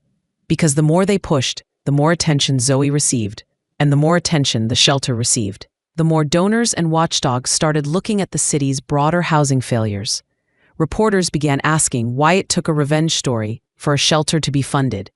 Community activists began demanding policy change. The Hales had wanted to make Zoe a scandal. Instead, they had turned her into a catalyst. 2 weeks later, the Hale family requested mediation again. This time, Mr. Hale didn't attend. Only the attorney and Veronica. Veronica sat across from Zoe with dark circles under her eyes and a nervous stillness that didn't match the girl who used to laugh like she owned the room. The attorney spoke first. "Our clients are prepared to withdraw the lawsuit," he said tightly, "in exchange for confidentiality." Zoe's expression didn't change. "No confidentiality," she said. The attorney blinked. "Miss Hart?" "Zoe," she corrected again, voice calm. The attorney swallowed. "Zoe," he said, "this is standard." Zoe leaned back slightly. "So is intimidation," she replied. "Doesn't mean I accept it." Veronica's voice came out barely audible. "Zoe, I've been going to the shelter." Zoe's gaze flicked to her. "What?" Veronica's hands trembled. "I did what you said," she whispered. "No cameras. I wore a hat. I served soup." Zoe held her gaze, unreadable. Veronica continued, words tumbling out like she couldn't stop them. "There's this little boy," she said, voice cracking. "And he asked me if I lived there too. And I almost told him yes, because I didn't want him to feel alone. And then I realized I've never wanted anyone to feel anything but envy." Zoe stayed silent. Veronica's eyes filled again. "I didn't know how empty I was," she whispered. The attorney cleared his throat, uncomfortable. "Miss Hale's personal reflections aside," he said stiffly, "our clients are willing to make a donation." Zoe's gaze returned to him. 3 years of funding," she said, "and a written apology for the malicious complaints." The attorney's jaw tightened. "That's reasonable," Zoe finished calmly, "compared to what discovery will uncover." The attorney stared at her for a long moment. Then, finally, he exhaled. "We'll relay the terms," he said. Zoe nodded once. "Good." The attorney gathered his papers quickly and left like the room embarrassed him. Veronica didn't move. Zoe studied her quietly. "Why are you here?" Zoe asked. Veronica swallowed. "Because I can't stop thinking about your mother," she whispered. "About laughing, about being cruel like it was entertainment." Zoe's voice stayed soft but firm. "You don't get forgiveness because you feel bad," she said. Veronica nodded rapidly, tears falling. "I know," she said. I needed you to know I finally understand. I was never your friend. I was your bully with a ribbon on it." Zoe's throat tightened slightly, but her expression stayed composed. "Understanding is a start," Zoe said, "not a finish." Veronica looked down, voice small. "Do you hate me?" Zoe considered the question honestly. "No," she said, "I don't have the energy to hate you anymore." Veronica flinched as if that hurt more. Zoe leaned back. "But I also don't miss you," she added quietly. "That's the difference." Veronica nodded, wiping her cheeks. "Okay," she whispered. "That's fair." When Veronica stood to leave, she hesitated at the door. "Zoe," she said, voice shaking, "I'm trying. I don't know who I am without performing." Zoe's gaze softened just a fraction, not into warmth, but into clarity. "Then be no one for a while," she said. "Be useful. That's how you earn a self." Veronica nodded and left. Zoe sat alone after, staring at the empty chair. She didn't feel satisfaction. She felt something quieter, like a door that had finally shut. That night, Zoe went home and opened her laptop, not for revenge, not for lawsuits, but for the fund. She finalized the structure, a debt acquisition arm to buy predatory debt portfolios at pennies on the dollar, a relief arm to forgive what should never have existed, a transition arm to connect people to housing, healthcare, and employment. Maribel called it aggressive compassion. Tasha called it getting your hands dirty. Zoe called it interest, because that was the thing people like Wyatt never understood. Interest accrues on money, but it also accrues on choices. Every cruelty compounds, every kindness compounds. Every time you take from someone who has little, you're not just stealing once, you're stealing their future, their sleep, their breath. Zoe refused to let that math keep running unchecked. Near midnight, her phone buzzed, a message from Apex Terra. "We accept your partnership proposal." Zoe stared at it for a long moment. Then she set the phone down and walked to the window. Outside, the estate grounds were quiet. Fog drifted in again, soft and secretive. Zoe held Elizabeth's photo in her hands and whispered, "We're building it, Mom. We're building the thing you couldn't." She stood there a long time, breathing slowly, not healed, but anchored, because revenge had been the spark. And now, purpose was the fire. The morning Apex Terra accepted the partnership proposal, Zoe didn't feel victorious. She felt watched. Not in the paranoid way Wyatt once tried to plant in her. Everyone's against you. You're unstable. But in the practical way power watches power. Once you become a stakeholder in a machine, the machine learns your name. And once your name becomes useful, people start trying to hold it, like a leash, like a key, like a threat. Zoe stood in her kitchen with a mug of coffee she barely tasted and stared at the message on her phone. "We accept your partnership proposal." Apex Terra didn't say thank you. Corporations never thanked you for making them look humane. They just signed the paperwork and moved on. Behind her, the estate was waking up, staff moving quietly, lights clicking on, the faint sound of rain against window panes. Outside, the world would spin this acceptance into a headline about redemption and collaboration. Inside, Zoe knew better. This wasn't redemption. This was positioning. And as Zoe learned quickly, positioning attracts predators. By noon, the press requests started again, new ones framed differently. Now they wanted the story of the fund. They wanted the story of the shelter. They wanted Zoe's face next to the words philanthropy and justice, like branding. Tasha found Zoe in the resource center later that day, watching a workshop on budgeting. Ironic, considering how many people in the room had never had enough money to budget at all. "Your phone's been ringing," Tasha said, eyebrows raised. Zoe didn't look away from the room. "I know. You going to answer?" Zoe shook her head. "Not yet." Tasha leaned in slightly, voice lower. "If you let them turn you into a mascot, they'll eat you when you stop being cute." Zoe's mouth curved faintly. No humor, just recognition. "I'm not planning to be cute," she said. Tasha studied her, then nodded once. "Good," she said, "because we've got another issue." Zoe turned to her. "What?" Tasha handed her a printout. "Someone started a petition," she said flatly, "against the shelter." Zoe's eyes moved over the page. "Save our neighborhood. Stop the shelter." And beneath that, the usual polite poison. Safety concerns, property values, family community, increased crime. The language was carefully crafted to sound reasonable, but Zoe could smell the fear underneath it. Fear of seeing the reality they'd been paying to ignore. Zoe's jaw tightened. "Who started it?" Tasha pointed to the bottom. A name. A local community leader who'd hosted fundraisers at the Hale House for years. A woman who'd posed in photos with Veronica like they were sisters. Zoe exhaled slowly. "Old money's friends," she murmured. Tasha's eyes flashed. "They're trying to starve us out," she said. "Not legally, socially. They want volunteers to stop coming, donors to hesitate." Zoe's gaze went hard, then calm again. "Then we feed ourselves," she said. Tasha blinked. "Meaning?" Zoe's voice stayed even. "We make it impossible to hate us without hating the truth," she said. "We show the neighborhood who's inside these walls. We show them faces, stories, outcomes, not trauma porn, dignity." Tasha crossed her arms. "You want open house?" Zoe nodded once. "Community dinner," she said. "Invite the neighbors, invite the council, invite the press. Let them meet the people they've turned into monsters in their imagination." Tasha's mouth curved slightly. "That's either genius," she said, "or you're trying to get yourself murdered by a PTA." Zoe's eyes didn't move. "If they want to look me in the face and still call this evil," she said softly, "let them." The dinner happened 2 weeks later. It was cold outside, and the shelter's dining room was warm with light and the smell of food. Long tables filled with residents and staff and volunteers. At the far end of the room, a table for community guests sat waiting, neatly set, too formal, almost like a dare. The neighbors came in cautious clusters. They moved like people entering a place they'd been told was dangerous. Some kept their coats on, ready to leave quickly.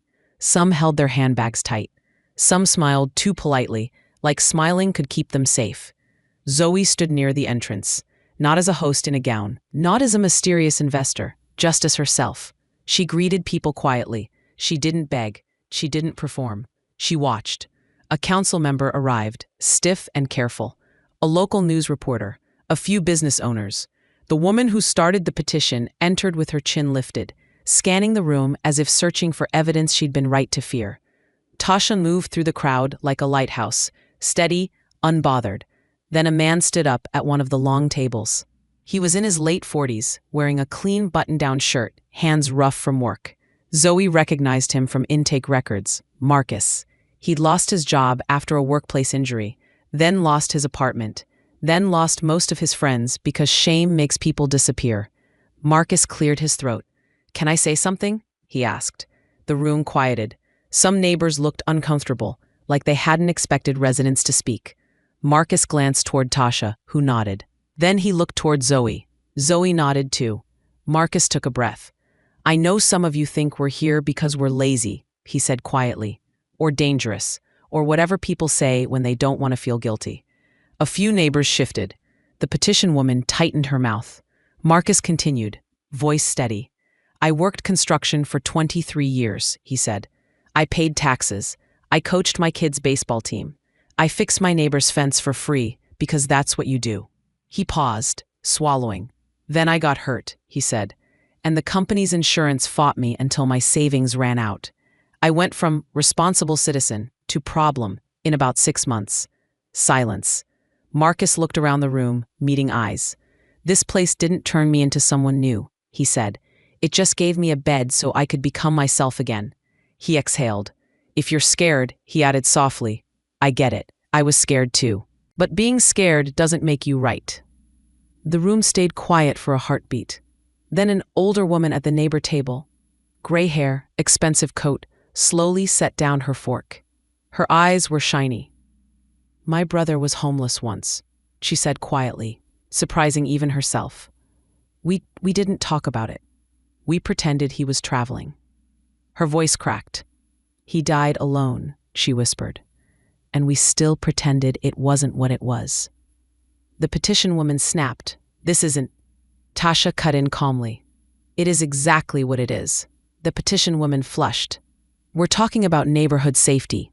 Zoe spoke then, voice quiet but clear. Safety is not just the absence of poor people, she said. Heads turned. Zoe continued, measured. Safety is people having roofs, stability, support, she said. This shelter reduces risk. It doesn't create it. The petition woman's eyes narrowed. So you're saying we're wrong to be concerned? Zoe didn't blink. I'm saying concern without curiosity becomes cruelty, she replied. The petition woman's face hardened. You think you're better than us, she hissed. Zoe's voice stayed calm. No, she said. I think I'm braver than you. A small gasp. Zoe didn't raise her voice. Because I've lived on both sides of these doors, she said. And I refuse to let fear decide who deserves to sleep indoors. The petition woman stared, lips trembling, not with sadness, but with rage at losing control of the room. Then someone laughed lightly, not mocking, but relieved. It came from a man in a sweater near the back. Okay, he said, lifting his hands a little. I came here ready to hate this place. But, my God, you're just people. A few neighbors nodded slowly. The petition woman stood abruptly, chair scraping. This is manipulation, she spat. Zoe met her gaze. This is truth, she said softly. The petition woman stormed out. And the world didn't end. The dinner continued. People talked. Residents shared stories without begging for pity. Neighbors asked awkward questions, then better questions. The reporter took notes, not just about Zoe, but about the shelter's operation and outcomes. By the end of the night, 3 neighbors signed up to volunteer. 2 business owners offered job interviews to residents in the employment program. And 1 council member, who'd been quietly skeptical, pulled Zoe aside and said, I didn't realize how organized this was. I don't know what I thought. Zoe's eyes stayed steady. You thought what you were told, she said. The council member swallowed. We're voting on the expanded permit next month, she said softly. I think it'll pass. Zoe nodded once. Good, she replied. When the room finally emptied, Tasha came to stand beside Zoe, watching staff stack chairs. You did that, Tasha said quietly. Zoe's gaze stayed on the tables. Marcus did that, she corrected. Tasha's mouth curved. You built the stage, she said. That counts. Zoe exhaled slowly. Okay, she said. Then we keep building stages. The next stage was the fund. Zoe announced it without fanfare. The Elizabeth Hart Equity Fund. Not a scholarship, not a donation jar, a machine. It would buy predatory debt portfolios, medical debt, payday loans, old utility balances, then restructure or forgive them. It would tie relief to housing placement, job training, mental health support. It would be staffed by people who understood bureaucracy and had survived it. And because Zoe had learned the world's ugly rule, she built it with incentives that made it hard to kill. Tax advantages for corporate partners, local hiring commitments, public reporting. Apex Terrace sponsorship gave it legitimacy. The shelter gave it credibility. Community partners gave it reach. Within days, the fund became a target too. Not from the Hales directly. Maribel reported they were suddenly quieter, like they're hiding their hands, she said. But from a new class of enemy, predatory lenders. A man in a suit approached Zoe at a networking event she attended only because Maribel insisted. He introduced himself as if he were offering friendship. "Miss Sterling," he said smoothly. "I admire what you're doing, truly, but you should understand you're disrupting a market." Zoe held his gaze. "That's the point." He smiled slightly. "Markets don't like disruption," he murmured. "People get protective." Zoe's expression didn't change. "Then they should have built a market that didn't rely on trapping desperate people," she replied. His smile thinned. "Be careful," he said softly, like advice. Zoe's eyes stayed calm. "I've been careful my whole life," she said. "That's how I'm still here." He left with a faint nod, but the warning lingered like smoke. That week, the fund's website suffered a coordinated attack. Nothing catastrophic. Zoe's tech team was good, but enough to prove someone was testing defenses.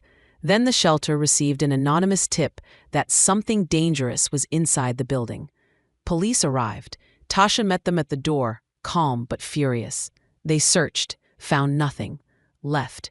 The residents watched, silent, their shoulders tight. After the police left, a young woman named Elena, 22, quiet, always reading in the corner, approached Zoe. "Do they do this a lot?" she asked softly. Zoe's throat tightened. "No," she said, "not here." Elena looked down. "It feels like they want us to leave," she whispered. "Like we're not allowed to exist without being punished." Zoe's eyes sharpened. "You're allowed," she said quietly, "and you're staying." Elena swallowed. "How do you know?" Zoe paused. How did she know? Because she'd been the one who left once. Left the apartment. Left the old life. Left herself behind to survive. And she knew what it cost to keep running. Zoe crouched slightly to meet Elena's eyes. "Because I'm not leaving you alone in this," she said. Elena stared at her for a long moment, then nodded once, like she'd been given permission to breathe. That night, Zoe called Maribel, and her voice was colder than usual. "Someone is trying to scare residents," Zoe said. Maribel's tone was sharp. "I know. I want names," Zoe said. Maribel exhaled. "We can get names," she said. "But Zoe." Zoe's eyes stayed on the dark window. "Don't tell me to be careful," she said softly. "I know what careful costs." Maribel went quiet for a beat. Then, "Okay," she said. "Then we do this right." Maribel's team traced patterns in the anonymous complaints. Timing, phrasing, submission routes. They found overlaps. Not proof yet, but fingerprints. And then, unexpectedly, a name surfaced. Not a Hale, not a lender. Someone closer. Wyatt. Maribel called Zoe late, voice tight. "You're not going to like this." Zoe's stomach dropped, but she kept her voice steady. "Tell me." Maribel took a breath. "Wyatt's been making calls from prison," she said. "He has a friend on the outside, a guy he used to gamble with. They're coordinating harassment, not directly under his name, but it's his fingerprints." Zoe's fingers tightened around her phone. "He can't stop," she whispered. Maribel's voice was flat. "Men like him don't stop," she said. "They just change tactics. He's trying to punish you for surviving." Zoe's chest felt tight, old rage rising, hot, familiar. Then she breathed slowly and let it cool. "No," Zoe said softly. "He's trying to stay relevant." Maribel paused. "Yes," she said, "that's exactly it." Zoe stared at the ceiling, then asked the question she never thought she'd ask. "What can we do?" Maribel's voice was crisp. "We document," she said. "We report. We request a restraining order. We push for prosecution if it meets the threshold." Zoe swallowed. "He's already in prison." Maribel's laugh was humorless. "Prison doesn't stop a man with a phone and an ego," she said. Zoe's gaze went distant. She thought of the restaurant, the holding cell, the dashcam footage. Wyatt's voice sang genetically predisposed to poverty like it was a scientific fact. He'd tried to write her future. Now, from behind bars, he was trying to burn down the one thing she'd built that mattered. Zoe's voice turned quiet and dangerous. "Then we cut his phone," she said. Maribel paused. "Legally," she corrected. Zoe's mouth barely moved. Legally, she agreed. But the next day, something happened that shifted everything again. Veronica called Zoe, not through assistants, not through lawyers, directly. Zoe stared at the caller ID like it was a ghost. She almost didn't answer. Then she did, because she learned power also meant not flinching from your past. "Hello," Zoe said calmly. Veronica's voice was shaky. "Zoe," she whispered. I need to tell you something." Zoe's eyes narrowed. "What?" Veronica inhaled sharply like she was bracing for impact. "Wyatt," she said. He reached out." Zoe went still. "How?" Veronica's voice cracked. "A letter," she said. "He sent it to my dad's house. He thought my dad still had influence." Zoe's stomach tightened. "What did it say?" Veronica swallowed. "He wants me to talk," she whispered. "To tell people you're running some kind of scam, that the shelter is a front, that you set him up. He wrote talking points, Zoe." Zoe's grip tightened on the phone. "Did you?" "No," Veronica blurted, panicked. "No, I didn't. I brought it to you. I still have it." Zoe's breath came slow. "Why are you calling me?" Veronica's voice trembled. "Because he's going to keep doing this," she whispered. "And because he said something that scared me." Zoe's eyes sharpened. "What?" Veronica hesitated. "Then, he said you think you're untouchable," she whispered. "And he said you have something you don't protect." Zoe's throat tightened. "What do you mean?" Veronica's voice dropped. "He asked about your mother," she said. "About where she's buried." Zoe went cold. The room seemed to narrow around her. Wyatt didn't just want relevance. He wanted a pressure point. Zoe's voice stayed calm only because she forced it to. "Where are you right now?" she asked. "At the shelter," Veronica whispered. I came here because I didn't know where else to go without cameras." Zoe closed her eyes briefly, breathing. "Don't move," Zoe said softly. "Stay with Tasha. I'll be there." She hung up and stood very still in the quiet of her estate, phone in her hand, heart beating slow and heavy. For the first time in years, Zoe felt something close to fear. Not for herself, for Elizabeth, for the one thing she could never replace. Zoe picked up her keys and walked to the door, her movements controlled, precise, because the war had just changed, and somewhere behind prison walls, Wyatt was reminding her of the oldest rule of cruelty. If they can't reach you, they reach what you love. Zoe drove to the shelter like the road itself had become a test.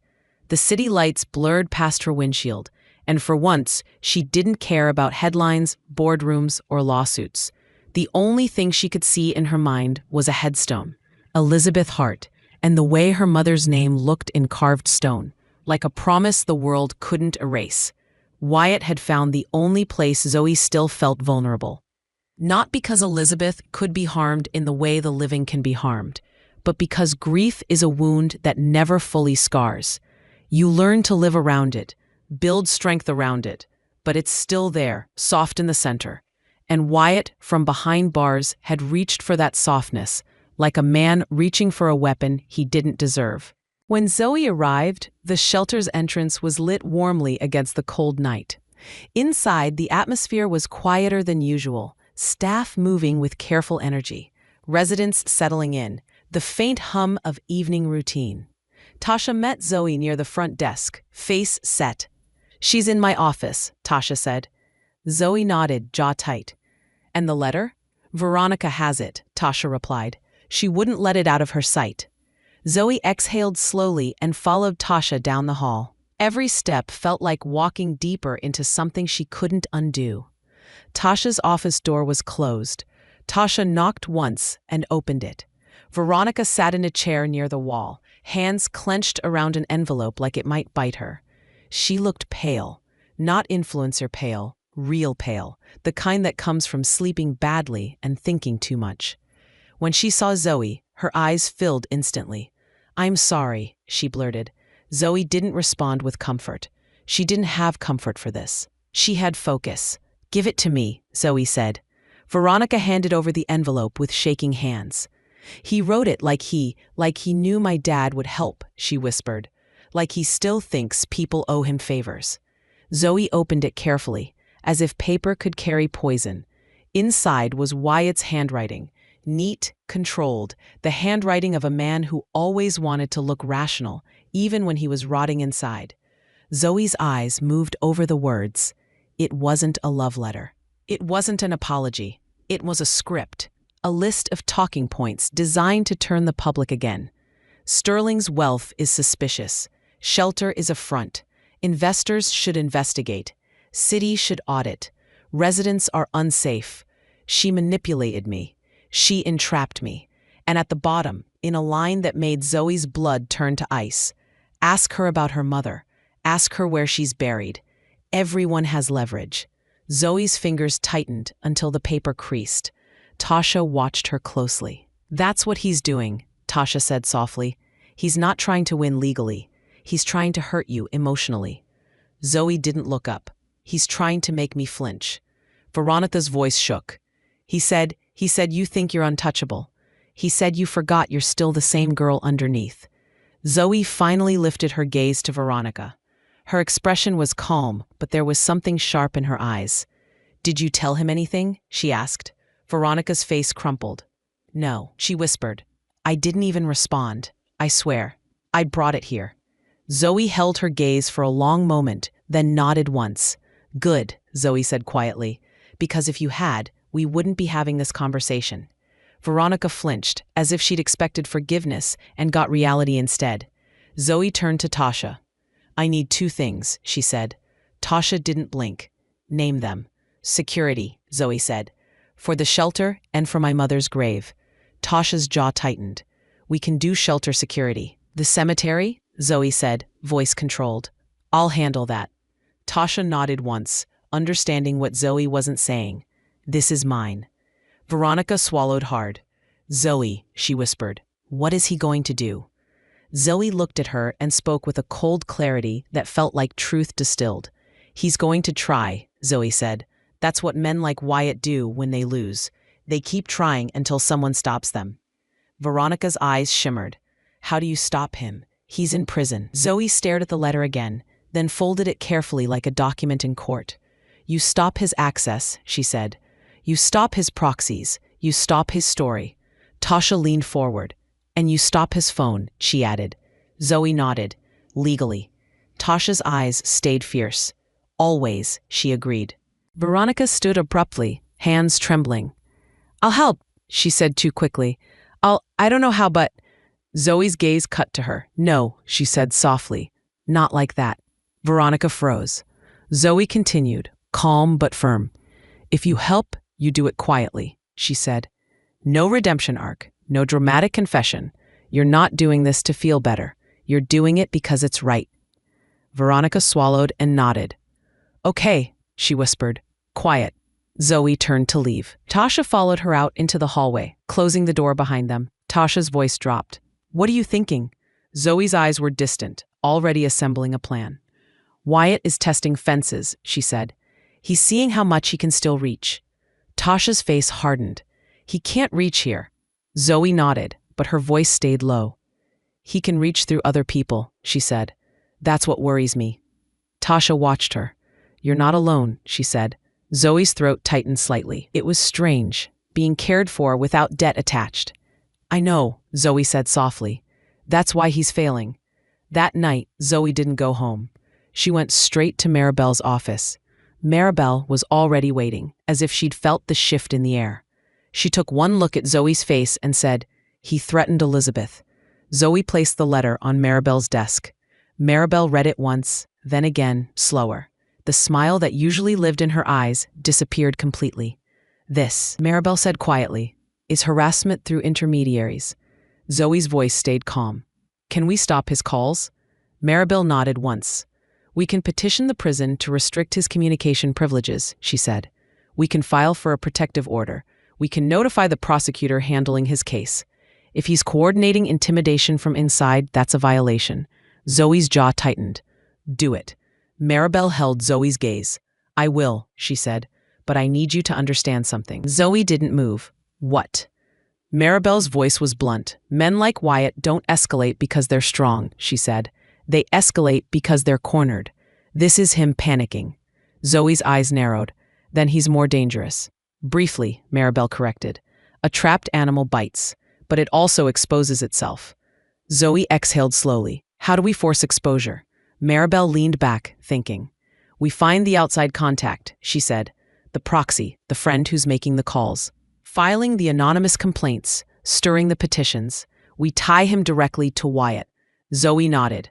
I want a name. Maribel's lips spinned. Then we'll get one, she said. As Zoe stood to leave, Maribel added, and Zoe? Zoe paused. Maribel's voice softened slightly. Move your mother, she said. Zoe froze. The suggestion hit like an insult. Like moving Elizabeth was admitting Wyatt still had power. Zoe's voice was low. No. Maribel sighed. Hear me, she said, not because you're afraid. Because it removes the lever. It's strategy. Zoe's hands clenched at her sides. The thought of moving Elizabeth's body, of disturbing her rest, felt like betrayal in reverse. But strategy didn't care about feelings. Zoe closed her eyes briefly, then opened them again. Okay, she whispered, but I do it with dignity. Maribel nodded, relief flickering. With dignity, she agreed. The next day was one of the hardest days of Zoe's life, and no headline would ever cover it. Zoe went to the cemetery alone at first, walking on damp grass under a sky that couldn't decide whether to rain. She stood in front of Elizabeth's headstone and pressed her palm against the cold stone. I'm sorry, she whispered. The apology wasn't for moving her. It was for the fact that Elizabeth still had to be defended, even in death. Zoe arranged for Elizabeth's remains to be transferred to a private memorial garden with security, discreet, protected, dignified. A place with quiet paths and trees and a small plaque that didn't advertise anything to anyone who didn't already know. On the day of the transfer, Zoe brought Elizabeth's letter with her, the one she'd found at the grave. She read it again in the car, tears silent. Then she folded it carefully and placed it inside her coat pocket, close to her heart like a compass. When it was done, Zoe returned to the original headstone one last time. The stone remained, marked as in loving memory, but no longer the true resting place. A decoy, Maribel had called it. A necessary lie to protect a sacred truth. Zoe hated that, but she hated Wyatt more for forcing her to choose it. She walked away from the cemetery with her shoulders squared, not because she was unbroken, but because she refused to break in front of the world that wanted to see it. 2 weeks later, Maribel called with the name. His name is Trent Caldwell, Maribel said. Wyatt's old gambling buddy. He's the one filing complaints and pushing petitions. And we have enough to bring him in. Zoe's voice stayed even. How? Maribel's tone turned sharp. He got sloppy, she said. Used a phone tied to his name once. We have digital fingerprints, we have timestamps, we have a witness. Zoe's breath caught slightly. Who? Maribel paused. Veronica, she said. Zoe went still. She turned over the envelope, Maribel continued, and she gave us a statement about receiving it. It's not everything, but it's enough to show Wyatt is coordinating intimidation attempts. Zoe stared at the wall, mind recalibrating. Veronica, who once laughed about a dead woman's money, had become, quietly, a witness against the man who taught her cruelty. Zoe didn't feel warmth about it. She felt inevitability. Because when the performance collapses, some people scramble to rebuild it, and some people finally sit in the rubble and tell the truth. Maribel's voice softened slightly. The prison has agreed to restrict Wyatt's communications pending investigation, she said. He's going to lose privileges. Zoe exhaled slowly. Not relief, yet. Just the first loosening of a noose. And Trent? Zoe asked. Maribel's voice turned crisp again. We're filing charges for harassment and filing false reports, she said. And we're approaching the DA about conspiracy. Zoe's jaw tightened. Good. Maribel paused. Zoe, she said. You know what he'll do next. Zoe's eyes narrowed. He'll try to contact me directly. Maribel's voice was quiet, and he'll try to make it emotional. Zoe's expression went still. Let him, she said softly. I'm done being his audience. But Wyatt didn't wait for legal channels. He found a way anyway. One night, as Zoe left the shelter after a late meeting, she found an envelope tucked under the windshield wiper of her car. No stamp, no address. Just her old name written in neat handwriting. Zoe. Her stomach tightened. Tasha's security guard stepped forward. Don't touch it, he said quickly. Zoe stood still, staring at it. Wyatt. or someone for Wyatt. A familiar old sensation tried to rise: panic, anger, the need to act fast. Zoe inhaled slowly and forced herself into stillness. "Photograph it," she said calmly. The guard did. Then, with gloves, he placed it in an evidence bag. Zoe didn't open it. She didn't need to. It existed to pull her attention back into Wyatt's orbit. That was the whole point. Maribel met Zoe in her office the next morning and slid the envelope across the desk, sealed inside plastic. "You sure you don't want to read it?" Maribel asked. Zoe stared at it and felt her pulse steady. "No," she said. "Read it to me." Maribel's eyes narrowed slightly. Approval. "Okay," she said, and opened it carefully. Inside was a single page. Maribel read aloud. "You took everything. You think you're righteous, but you're still you. You're still the girl who needs someone to blame. You moved your mother because you're scared. You'll always be scared. And when this is over, you'll be alone in that mansion with nothing but your bitterness.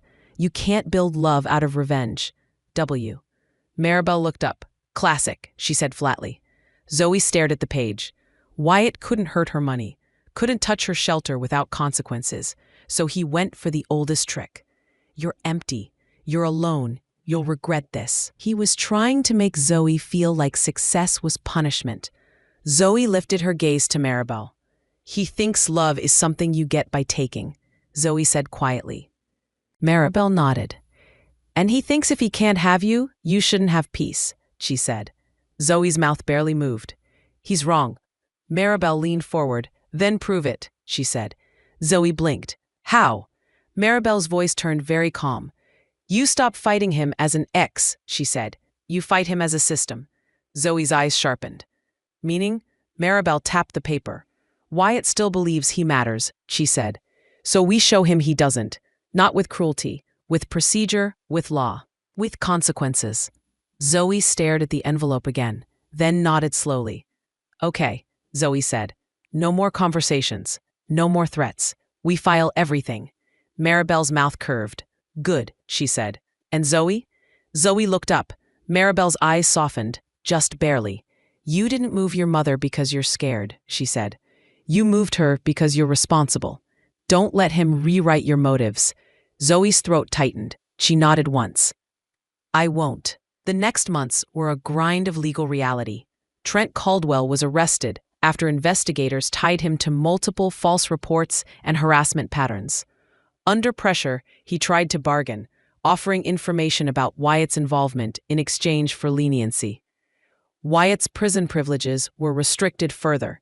His access narrowed, his reach shrank, and slowly, quietly, his orbit collapsed. The shelter expanded permits. The equity fund began forgiving debt portfolios.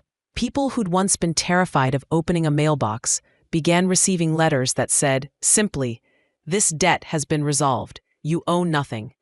Zoe kept copies of those letters sometimes, not as trophies, but as proof. Proof that power could do something other than harm. One afternoon, Zoe visited Elizabeth's new memorial garden. It was peaceful, private. The air smelled like pine and damp earth. Zoe sat on a bench, facing a small stone marker with her mother's name. She pulled out Elizabeth's letter, wrinkled now from being carried everywhere, and she whispered, "He tried to use you." Zoe swallowed, tears rising. "I'm sorry," she said again, "but you're safe." A breeze moved through the trees. Zoe closed her eyes.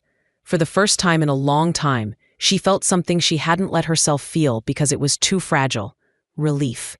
Not joy, not triumph. Relief. The quiet end of being hunted.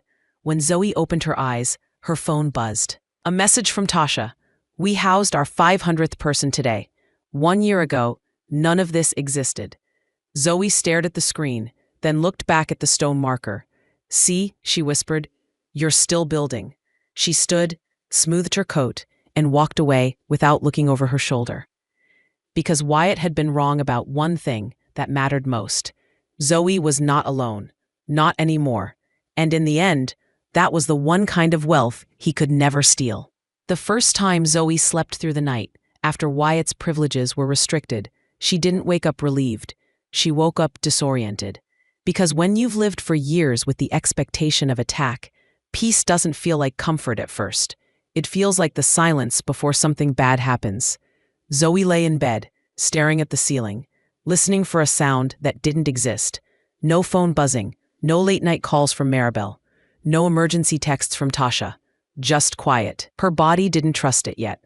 She got up before dawn and drove to the shelter anyway, because routine was the only kind of safety she'd ever known.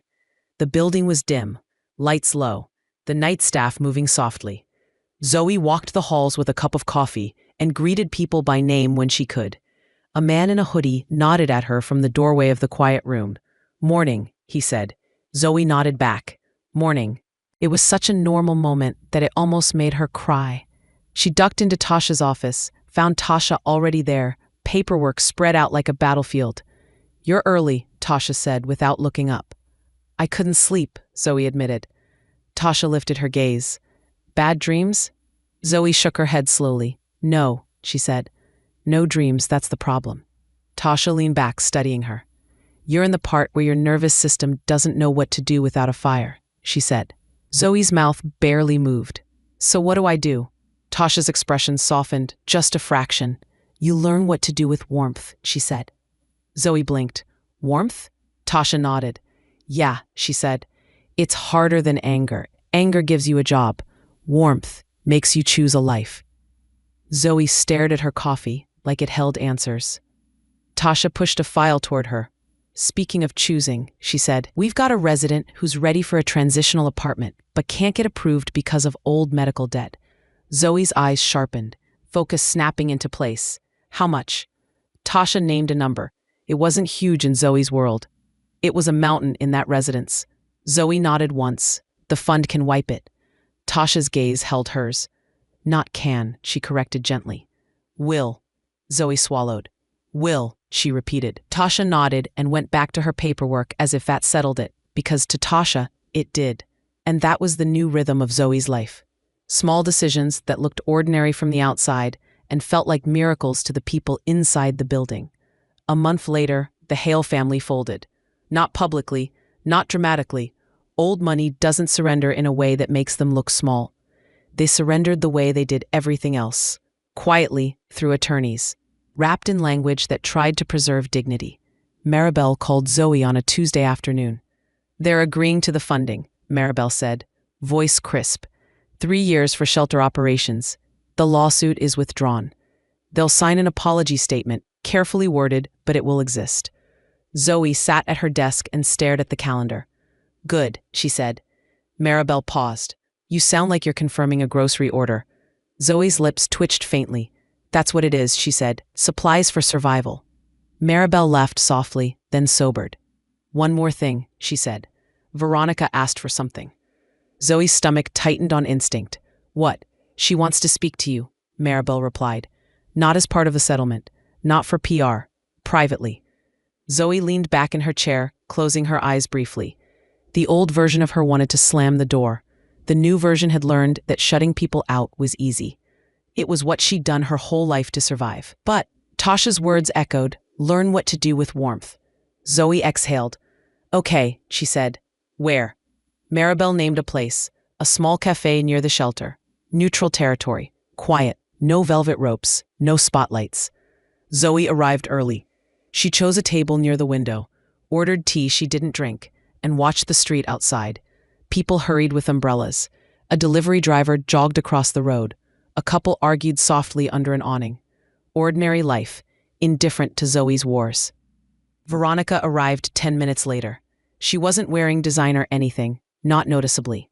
Her coat was simple. Her hair was pulled back. She looked reduced, not in a humiliating way, in a human way. She slid into the chair across from Zoe and didn't smile. "Hi," she said, quietly. Zoe's voice was calm. "Hi." Veronica's hands twisted together in her lap. "I don't know how to do this," she admitted. Zoe waited. Veronica glanced up. Her eyes were tired, but there was no performance in them. No shiny influencer sadness, no dramatic angles. Just exhaustion. "I've been volunteering," Veronica said. 3 nights a week. Zoe nodded. "Tasha told me." Veronica blinked. "She did?" Zoe's gaze stayed steady. "You weren't doing it for credit," Zoe said. "So she didn't give you any." Veronica's throat bobbed. Good, she whispered. Then she swallowed hard. I keep thinking I'm going to walk in and people will recognize me and hate me, but they don't. They don't care. They're just trying to survive. Zoe's eyes didn't move. Yes, Veronica let out a shaky breath. It's humiliating, she said. Zoe didn't soften. Good, she replied. Veronica flinched, then nodded slowly, as if she deserved that. I know, she said. I know I deserve discomfort. I didn't realize how much of my life was built on being watched. Zoe sipped her tea once, mostly to give her hands something to do. And now? Veronica looked down. Now I'm learning how to exist without applause, she whispered. Zoe studied her for a long moment. Why did you want to see me? Zoe asked. Veronica's voice shook. Because my father signed the settlement, she said. And he thinks that means it's over. Zoe's gaze sharpened. It isn't. I know, Veronica said quickly. But he thinks it is. Because he thinks money fixes everything. He thinks a donation buys silence. And she swallowed. I wanted to tell you that I didn't ask him to do it. I didn't negotiate it. I didn't. Zoe held up a hand, stopping her. I didn't assume you did, Zoe said. Veronica stared, startled. You didn't? Zoe's voice stayed calm. I don't think about your father, she said. I think about outcomes. Veronica's eyes filled, but she didn't let tears fall. Okay, she whispered. Then, there's something else. Zoe waited. Veronica took a breath. I've been seeing a therapist, she said softly, and she asked me why I was cruel to you. Zoe's shoulders stayed relaxed. She didn't lean in. She didn't need the answer for closure, but she listened anyway. Veronica's voice dropped. Because you made me feel afraid, she admitted. Zoe blinked once. Afraid of what? Veronica's jaw tightened.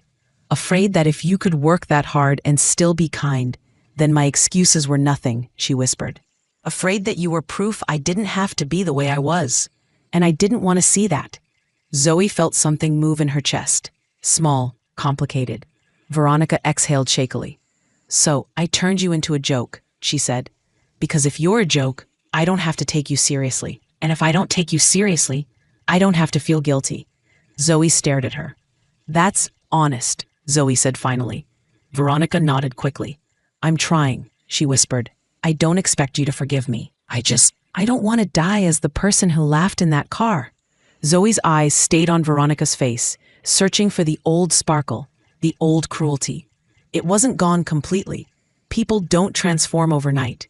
But it was quieter, contained, no longer proud. Zoe set her tea down. If you keep doing the work, she said softly, you won't. Veronica swallowed. Is that all? Zoe's expression didn't change. No, she said. There's one more thing. Veronica froze slightly. What? Zoe leaned forward just enough to make the air between them feel real. You don't get to make me your teacher, Zoe said calmly. You don't get to attach yourself to me as proof you've changed. Veronica's eyes widened. I wasn't, Zoe cut in gently. I know, she said, but I'm saying it anyway. You want to be better? Be better without using me. Veronica's shoulders sagged, relief and pain mixing. Okay, she whispered. Okay, I can do that. Zoe nodded once. Good. Veronica hesitated, then asked, very quietly, do you ever feel empty? Zoe stared at her for a long moment. Then she answered honestly. Yes, Zoe said. Sometimes. Veronica's eyes flicked up. Hopeful, like shared emptiness could become intimacy. Zoe kept her voice steady. But it's not because I don't have you, she added. It's because I miss my mother. Veronica's face softened, genuine. Yeah, she whispered. That makes sense. They sat in silence for a moment, the kind of silence that wasn't friendly, but wasn't hostile either. Just true. When Veronica stood to leave, she paused. Thank you, she said. Zoe didn't respond with warmth. She responded with a boundary. Go volunteer, Zoe said. Veronica nodded and left. Zoe watched her go, not with hope, not with hatred, but with a detached kind of acceptance. Some people change. Some people don't. Either way, Zoe didn't have to carry them anymore. That same week, the prosecutor handling Wyatt's case contacted Maribel. Maribel called Zoe with a tone she didn't often use, almost satisfied. They're adding charges, Maribel said. Harassment coordination, conspiracy with Trent, attempted intimidation. Zoe sat very still. What does that mean? More time, Maribel said, or at least tighter restrictions. He won't get to keep reaching. Zoe's voice was quiet. Does he know? Maribel chuckled once. He will. For the first time in months, Zoe allowed herself to imagine a version of the world where Wyatt's shadow didn't hover over everything she built. Not because she needed his punishment to feel whole, but because her people, her residents, her staff, deserved stability without a petty man throwing stones from behind bars. A few days later, Zoe received a request she didn't expect. A resident named Elena asked to speak to her. Zoe met Elena in the resource center, at a table covered with worksheets and pamphlets. Elena wore a hoodie and clutched a notebook like a shield. I'm leaving, Elena said quietly, eyes down. Zoe's heart tightened, but she kept her voice calm. Okay, she said. Where are you going? Elena swallowed. Transitional housing, she whispered. Tasha says it's mine if I want it. Zoe nodded slowly. That's good. Elena's fingers twisted around the notebook. I wanted to say. Her voice broke. She cleared her throat and tried again. I wanted to say thank you. Zoe's throat tightened. You're welcome, she said softly. Elena lifted her eyes for the first time. They were bright, frightened, determined. I used to think people like you didn't exist, she whispered. People who don't get tired of helping. Zoe's chest ached. I do get tired, Zoe admitted. I just keep going anyway. Elena nodded slowly. That's what I'm trying to learn, she said. She slid her notebook across the table. I wrote something. Zoe hesitated, then opened it. It was a letter, short, messy handwriting, honest. It didn't praise Zoe like a celebrity. It thanked Elizabeth. It said, I don't know her, but I know what it feels like to be someone's reason. Thank you for raising a daughter who didn't forget what it feels like to be hungry. Zoe's vision blurred. She looked up quickly, blinking hard. Elena, she whispered. Elena's mouth trembled. I didn't want you to be alone with it, she said, with missing her. Zoe stared at her. This young woman who'd been terrified a month ago, now offering comfort without asking for anything in return. Warmth. This was what Tasha meant. Zoe nodded once, unable to speak. She reached across the table and covered Elena's hand briefly. One gentle contact. Not a performance, just a moment. Elena exhaled, then stood. I have to go, she said. They're waiting. Zoe nodded. Go. She managed. Elena left, and Zoe sat there holding the letter like it weighed more than money ever could. That night, Zoe went to Elizabeth's memorial garden again. She sat on the bench, the air cold and clean, and she read Elena's letter aloud to the stone. When she finished, she whispered, You see, they remember you.